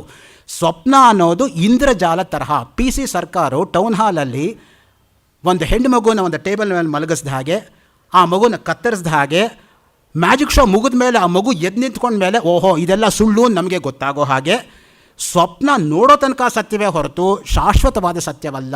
It's only seeing, it's only an appearance and not a reality. ಅದಕ್ಕೆ ಅಪಿಯರೆನ್ಸ್ ಆ್ಯಂಡ್ ರಿಯಾಲಿಟಿ ಅಂತ F.H. ಬ್ರ್ಯಾಡ್ಲಿ ಥೀಸಿಸ್ ಬರೆದಿದ್ದು. What appears is not going to be there forever. What is real is always real with R capital. So ಅದರಿಂದ reality ಯಾವುದು, experience ಯಾವುದು, illusion ಯಾವುದು, appearance ಯಾವುದು, ಅದು ಮುಖ್ಯವಾಗಿರ್ತಕ್ಕಂಥದ್ದು. ಅದೇ ನೀವು ಸುಷುಪ್ತಿಗೆ ಬನ್ನಿ, 100 ಜನನ ಕೇಳಿ ನೀವು ಹೇಗೆ ನಿದ್ದೆ ಮಾಡಿದ್ರಿ, ನೀವು ಹೇಗೆ ನಿದ್ದೆ ಮಾಡಿದ್ರಿ, ಎಲ್ಲರೂ ಒಂದೇ ಉತ್ತರ ಕೊಡ್ತಾರೆ, ನಾನು ಚೆನ್ನಾಗಿ ನಿದ್ದೆ ಮಾಡಿದೆ, ನನಗೇನೋ ಗೊತ್ತಾಗಲಿಲ್ಲ. ಎಂಥ ಸುಖಸ್ಥಿತಿ ನೋಡಿ. I slept well, I did not know anything, ಅಹಂ ಸುಖಂ ಅಸ್ವಾಪ್ಸಂ ನ ಕಿಂಚಿದ್ ಅವೇದಿಶಂ. ಪ್ರತಿಯೊಬ್ಬರೂ ಕೂಡ ಅಪೇಕ್ಷೆ ಪಡ್ತಕ್ಕಂಥದ್ದು 6 ಗಂಟೆ ಒಳ್ಳೆ ನಿದ್ದೆನ ಜೀವನದಲ್ಲಿ. ಏಕೆಂದರೆ ಒಬ್ಬ ಆರೋಗ್ಯವಂತನಾಗಿರ್ತಕ್ಕಂಥ ಮನುಷ್ಯನಿಗೆ 6 ಗಂಟೆ ನಿದ್ದೆ ಬೇಕು ಅಂತ ವೈಜ್ಞಾನಿಕವಾಗಿ ಒಪ್ಕೊಂಡಿರ್ತಕ್ಕಂಥ ಮಾತು. ಆದರೆ ವಿವೇಕಾನಂದರು ಒಂದೇ ದಿನ ನಿದ್ದೆ ಮಾಡ್ತಾ ಇದ್ದ, ಅದು ಬೇರೆ ವಿಷಯ. ಮಿಕ್ಕಿದೆಲ್ಲ ಕಾಂಪೆನ್ಸೇಟ್ ಮಾಡೋಕ್ಕೆ ನಾವೆಲ್ಲ ಇದ್ದೀವಲ್ಲ. ಸೊ ಅದರಿಂದ ಅವರು ನಿದ್ದೆನೇ ಮಾಡಿಬಿಟ್ಟಿದ್ರೆ ಇನ್ನು ಲೋಕ ಕಾರ್ಯ ಮಾಡೋರು ಯಾರಿದ್ದರು? ಅದಕ್ಕೆ ಅವರಿಗೆ US ಅಲ್ಲಿ ಕೇಳಿದ್ರಂತೆ, how is it Swamiji we see you always awake when do you sleep ಅಂತ. ಅವ್ರು ಹೇಳಿದಂತೆ 1 hour of meditation is equal to 6 hours of sleep, I need not sleep ಅಂತ. 1 ಗಂಟೆ ಧ್ಯಾನ ಮಾಡಿದ್ರೆ 6 ಗಂಟೆ ನಿದ್ದೆ ಮಾಡಿದಷ್ಟು ರಿಲ್ಯಾಕ್ಸೇಷನ್ ಸಿಗತ್ತೆ ಅಂತ. ಭೀಷ್ಮಾಚಾರ್ಯಗೆ ಇಚ್ಛಾ ಮರಣ ಇದ್ದಾಗೆ ನನ್ನ ಕೆಲವು ವಿದ್ಯಾರ್ಥಿಗಳಿಗೆ ಇಚ್ಛಾ ನಿದ್ರೆ ಇದೆ. ನನ್ನ ಜೊತೆ ಮೇಸ್ಟಿಗೆ ಬಸ್ ಹತ್ತಾರೆ, ಸ್ಟ್ಯಾಂಡಿಂಗ್ ಸೀಟು, ಇಬ್ಬರಿಗೂ ಕೂಡ ಕೂತ್ಕೊಳ್ಳೋಕ್ಕೇನು ಸಿಕ್ಕಿರೋದಿಲ್ಲ. KR ಸರ್ಕಲ್ ಹಿಂಗೆ ಟರ್ನ್ ಆಗುತ್ತೆ ನೋಡಿ ಬಸ್ಸು, ಅಷ್ಟೊತ್ತಿಗೆ ನಿಂತ್ಕೊಂಡೇ ಗೊರಕೆ, ನಿದ್ರಾವಸ್ಥೆ. ಎಲ್ಲಿ ತನಕ? ಸೌತ್ ಎಂಡ್ ಲೈಟ್ ಪಾಸ್ ಆಗೋ ತನಕ. ಸೌತ್ ಎಂಡ್ ಲೈಟ್ ಪಾಸ್ ಆಯಿತು ಅಂತ ಠಕ್ ಅಂತ ನಂದಾ ಟಾಕೀಸ್ ಬಂದ ಕೂಡಲೇ ಇಳಿದ್ಬಿಟ್ಟು ಕಾಲೇಜಿಗೆ ಬಂದುಬಿಡ್ತಾರೆ. ಇಚ್ಛಾ ನಿದ್ರೆ ಅವರಿಗೆಲ್ಲ ಕೂಡ. ಭೀಷ್ಮಾಚಾರ್ಯಗೆ ಇಚ್ಛಾ ಮರಣ ಇದ್ದ ಹಾಗೆ. ಅದು ಒಂದು ವರನೇ. ಬೇಕಾದಾಗ ನಿದ್ದೆ ಮಾಡೋದು, ಬೇಕಾದಾಗ ಹೇಳೋದು. ನೋಡಿ ಎಂತಹ ಅಧೀನದಲ್ಲಿರುತ್ತೆ ಅವ್ರಿಗೆ ನಿದ್ದೆ ಅಂತ ಹೇಳಿದ್ರೆ, ನಿದ್ರಾದೇವೀಂ ಆಲಿಂಗಯಾಮಿ. ಸೊ ಯಾವಾಗ ಬೇಕಾದರೂ ಆ ನಿದ್ದೆ ಸಡನ್ನಾಗಿ ಹೊಟ್ಟೋಗ್ಬಿಡುತ್ತೆ ಆ ಸ್ಟೇಟ್ಗೆ. That's a blessed state I say. Not everybody can sleep like that. Insomnia is a dreaded disease. Sleeplessness. What doctors cannot cure that teachers can. ವೈದ್ಯರ ಕೈಯಲ್ಲಿ ಮಾಡೋಕ್ಕಾಗದಿರೋ ಕೆಲಸ ಮೇಷ್ಗಳು ಮಾಡ್ಬೋದು. ಕೆಲವು ಮೇಷ್ಗಳು ಪಾಠ ಮಾಡ್ದ ಅಂದರೆ ಅರ್ಧ ಕ್ಲಾಸ್ ನಿದ್ದೆ. Instead of all inspiring lectures they will be ಯಾನ್ ಪ್ರೊವೋಕಿಂಗ್ ಲೆಕ್ಚರ್ಸ್. ಯಾಕೆಂದರೆ ಆ ತರಹ ಆಗಿಬಿಡತ್ತೆ ಕೆಲವು ಸಮಯದಲ್ಲಿ. ಭಾಳ ಕಷ್ಟ ಅದು. ಮಧ್ಯಾಹ್ನ ಊಟ ಆದಮೇಲೆ 2-3 ಗಂಟೆ ಕ್ಲಾಸ್ ಇದೆಯಲ್ಲ, ಅದನ್ನು ಪಾಠ ಮಾಡೋರಿಗೂ ಕಷ್ಟ, ಕೇಳೋರಿಗೂ ಕಷ್ಟ. ಅದು ಅನುಭವಿಸೋರಿಗೆ ಗೊತ್ತು. ಬೆಳಗ್ಗೆ ಇರೋಷ್ಟು ಫ್ರೆಶ್ನೆಸ್ ಆಮೇಲೆ ಇರೋದಿಲ್ಲ. ಅದು ಇರಲಿ. ಧ್ಯಾನದಿಂದ, ಓಂಕಾರ ಧ್ಯಾನದಿಂದ ಹೃದಯ ಸಾಗರವನ್ನು ಮಥಿಸಿದಾಗ ನೋಡಿ, ಹೃದಯ ಅನ್ನೋದೇ ಸಾಗರ. ಎಂತಹ ರೂಪಕ ಕೊಡ್ತಾರೆ ಅಂದರೆ ಆಶ್ಚರ್ಯ ಆಗುತ್ತೆ ನೋಡಿ. It's unimaginable, unbelievable, unponderable, and it's something which is so novel, which comes all of a sudden so spontaneously, like Wordsworth feeling of spontaneous outflow of powerful feeling recollected in tranquility. It comes so naturally. ಸಹಜವಾಗಿ ಬರುತ್ತೆ ಅದೆಲ್ಲವೂ ಕೂಡ emotions. ಗೂಢಾರ್ಥವಾದ ಪರಮವಸ್ತು ಬೋಧವಾಗುತ್ತದೆ ವಿವೇಕ ಎಂಬ ಮಾರ್ಕಂಡೇಯ. ನೋಡಿ, ಮಾರ್ಕಂಡೇಯ ಬೇರೆಯಲ್ಲ, ವಿವೇಕ ಬೇರೆಯಲ್ಲ. Majestic circle ಹತ್ರ ಮಾರ್ಕಂಡೇಯನ ದೇವಸ್ಥಾನ ಇದೆ, ನೋಡದೆ ಹೋದರೆ ನೋಡ್ಕೊಂಬನ್ನಿ. ವಿವೇಕ ಎಂಬತಕ್ಕಂಥ ಮಾರ್ಕಂಡೇಯನು ಮೋಹ ಎಂಬ ಯಮನಿಂದ, ನೋಡಿ ಮೋಹವೇ ಯಮ, ಯಮನೇ ಮೋಹ, ಮೋಹ ಎಂಬ ಯಮನಿಂದ ಪ್ರತಿಭಟಿಸಲ್ಪಟ್ಟು ತತ್ವರಾಹಿತ್ಯ ಎಂಬ ಪಾಶದಿಂದ ಬಂಧಿತನಾಗಿ. ಅನೇಕ ಪಾಶಗಳಿದೆ ನಮ್ಮಲ್ಲಿ. ವರುಣ ಪಾಶ, ಯಮಪಾಶ, ಇದೆಲ್ಲ ತುಂಬ ಫೇಮಸ್ಸು. ಸಾವಿತ್ರಿ ಸತ್ಯವಾನ್ ಕಥೆ ನಿಮಗೆ ಗೊತ್ತಿರೋದ್ರಿಂದ ಅದನ್ನೇ ನಾನು ಹೆಚ್ಚಿಗೆ ಡೈಲೈಟ್ ಮಾಡಬೇಕಾಗಿಲ್ಲ. ಸಾವಿತ್ರಿ ಇರೋವಾಗಲೇ ಸತ್ಯವಾನ್ ದೇಹ ಎಳ್ಕೊಂಡು ಹೋಗೋದಕ್ಕೆ ಯಮನೇ ಸಾಕ್ಷಾತ್ತಾಗಿ ಬರ್ತಾನೆ. ಆಗ ಯಮನ ಜೊತೆ ಮಾತುಕತೆಯಲ್ಲಿ ತೊಡಗ್ತಾಳೆ ಸಾವಿತ್ರಿ. ಯಾವಾಗಲೂ ನೀನು ದೂತರನ್ನು ಕಳಿಸ್ತೀಯಲ್ಲಪ್ಪ, ನೀನೇ ಯಾಕೆ ಬಂದೆ ಈಗ ಅಂತ. ಅದಕ್ಕೆ ಯಮ ಹೇಳ್ತಾನೆ, ಅಮ್ಮ ನಿನ್ನ ಪಾತಿವ್ರತ್ಯ ಅನ್ನೋದು ನಿನ್ನ ಗಂಡನ ದೇಹವನ್ನು ಕಾಪಾಡ್ತಾ ಇದೆ, ಎಳ್ಕೊಂಡು ಹೋಗೋದಿರಲಿ, ಅವ್ರು ಮುಟ್ಟಕ್ಕೂ ಆಗ್ತಾ ಇಲ್ಲ ನನ್ನ ದೂತರಿಗೆ ನಿನ್ನ ಗಂಡನ ದೇಹವನ್ನು ಅಂತ. ಹಾಗೆ ಮಾತಾಡ್ತಾ ಮಾತಾಡ್ತಾ ಎಷ್ಟು ಸಂತೋಷ ಆಗುತ್ತೆ ಯಮನಿಗೆ ಅಂದರೆ, ನಿನ್ನ ಗಂಡನ ಪ್ರಾಣ ಬಿಟ್ಟು ಏನು ಬೇಕಾದರೂ ಕೇಳಿ 3 ವರ ಕೊಡ್ತೀನಿ ಅಂತಾನೆ. ತಾನೇ ಬುದ್ಧಿವಂತ ಅಂತ ಅಂದ್ಕೊಂಡು ಸಾವಿತ್ರಿ ಕೇಳ್ತಾಳೆ, ಸತ್ಯವಾನಲ್ಲಿ ಮಕ್ಕಳಾಗಬೇಕು ಅಂತ. ಸಿಯಾಕೊಂಡ ನೋಡಿ ಯಮ. ಸತ್ಯವನಿಗೆ ಪ್ರಾಣನೇ ಕೊಡ್ದೆ, ಅವನಲ್ಲಿ ಹೆಂಗೆ ಮಕ್ಕಳಾಗೋದು? ತಾನೇ ಬುದ್ಧಿವಂತ ಅಂದ್ಕೊಂಡ್ರೆ ಅವನನ್ನೇ ಕಟ್ಟಾಕ್ಬಿಟ್ಲು ಯಮ. 2 people have to be hats off. One is Nachiketa, another one is Savitri, who taught a lesson to Yama in Yamaloka and came back to this world with the same body. That is the greatness of Nachiketa. ಅದಕ್ಕೆ ಸ್ವಾಮಿ ವಿವೇಕಾನಂದರು ಹೇಳಿದ್ರು, give me 5 Nachiketas, I will transform this Kaliyuga back to Krutayuga ಅಂತ. Where to find 5 Nachiketas? He himself should be reborn again ಅಷ್ಟೇ. ಎಲ್ಲಿ ಸಿಗ್ತಾರೆ 5 ಜನ ನಚಿಕೇತರು ಆ ಮಟ್ಟದಲ್ಲಿ ಇರ್ತಕ್ಕಂಥವ್ರು? ನೋಡಿ, ಕಠೋಪನಿಷತ್ತಲ್ಲಿ 7 ಕಡೆ ಧೀರ ಎಂಬತಕ್ಕಂಥ ಶಬ್ದ ಬರುತ್ತೆ. ಸೊ ಧೀರ ಅಂದರೆ ಯಾರು? ಆತ್ಮಶಕ್ತಿ ಇರ್ತಕ್ಕಂಥವನು, ಅಂತಃಸತ್ವ ಇರೋನು ಅಂತ ಅಲ್ಲೇ ಹೊರತು ಬಾಹ್ಯ ಸತ್ವ ಇರೋನು ಅಂತಲ್ಲ. ಆದ್ದರಿಂದಾನೇ ತತ್ವರಾಹಿತ್ಯ ಎಂಬ ಪಾಶದಿಂದ ಬಂಧಿತನಾಗಿ ಪರಿತಪಿಸ್ತಾ ಇರತಕ್ಕಂಥ ಸಮಯದಲ್ಲಿ ತನ್ನಲ್ಲಿಯೇ ಬೆಳಗ್ತಾ ಇರತಕ್ಕಂಥ ಪರಮಾತ್ಮ ಸ್ವರೂಪನಾದ ನಿಜಾನಂತನಾದಂಥ ನಿತ್ಯ ಸತ್ಯವಾದಂತಹ ವಿವೇಕ ಎಂಬತಕ್ಕಂಥ ಮಾರ್ಕಂಡೇಯನಿಗೆ ಚಿರಂಜೀವಿತ್ವವನ್ನು, ಅಭಯಸ್ಥಿತಿಯನ್ನು ಪ್ರತಿಪಾದಿಸ್ತಕ್ಕಂಥದ್ದೇ ದಕ್ಷಿಣಾಮೂರ್ತಿ ತತ್ವದ ತಿರುಳು. ಯಾರು ಚಿರಂಜೀವಿಗಳು? 7 ಜನ. ಅಶ್ವತ್ಥಾಮ, ಬಲಿರ್ವ್ಯಾಸ, ಹನುಮಶ್ಚ ವಿಭೀಷಣ, ಕೃಪಶ್ಚ ಪರಶುರಾಮಶ್ಚ ಸಪ್ತೈತೆ ಚಿರಂಜೀವಿನಃ ಅಂತ. ಪರಶುರಾಮರು ಚಿರಂಜೀವಿಗಳು. 6000 ಕಲ್ಪಸೂತ್ರವನ್ನು ಲೋಕಕ್ಕೆ ಕೊಟ್ಟಂಥ ಮಹನೀಯರು. 1 ಅಲ್ಲ 2 ಅಲ್ಲ, ಆ ಡೈಮೆನ್ಷನ್ನೇ ಗೊತ್ತಿಲ್ಲ ಯಾರಿಗೂ ಕೂಡ. 6000 ಕಲ್ಪಸೂತ್ರಸ್ ಹಿ ಹ್ಯಾಸ್ ಆಥರ್ಡ್. ಹುಡುಗಾಟ ಅಲ್ಲ. 1 ಕಲ್ಪಸೂತ್ರದಲ್ಲಿ ಬರುತ್ತೆ, ಸರ್ವದಾ ವಿದ್ಯಾನುಸಂಧಾನಂ. ಬದುಕಿರೋವಾಗ ಕೊನೆ ತನಕ ವಿದ್ಯಾ ಅನುಸಂಧಾನದಲ್ಲೇ ಪ್ರತಿಯೊಬ್ಬರು ತೊಡಗಬೇಕು. ಏಕ ಗುರು ಪಾಸ್ತಿಹಿ ಇನ್ನೊಂದು ಸೂತ್ರ. ಅದು ಒಂದು ಗುರುವನ್ನು ನೀವು ಭದ್ರವಾಗಿ ಹಿಡ್ಕೊಂಡ ಮೇಲೆ, ಅವನ ಸಂಪೂರ್ಣವಾಗಿ ನಂಬಿದ ಮೇಲೆ ನೀವು ಅವನಲ್ಲಿ ಮುಂದುವರಿತಕ್ಕದ್ದು. ಈ ರೀತಿಯಾಗಿ ಎಲ್ಲ ಮಾತುಗಳು ಬರುತ್ತೆ ಪರಶುರಾಮ ಕಲ್ಪಸೂತ್ರದಲ್ಲಿ. ಸೊ ಅದರಿಂದ ಮುಖ್ಯವಾಗಿ ನಾವು ಜೀವನದಲ್ಲಿ ಅಳವಡಿಸ್ಕೋಬೇಕಾಗಿರೋದು ಏನು ಅಂದರೆ ಆ ವಿವೇಕ, ಆ ವೈರಾಗ್ಯ. ಅದರ ಮೂರ್ತಿ ಸ್ವರೂಪ ಯಾರು ಅಂದರೆ ದಕ್ಷಿಣಾಮೂರ್ತಿ.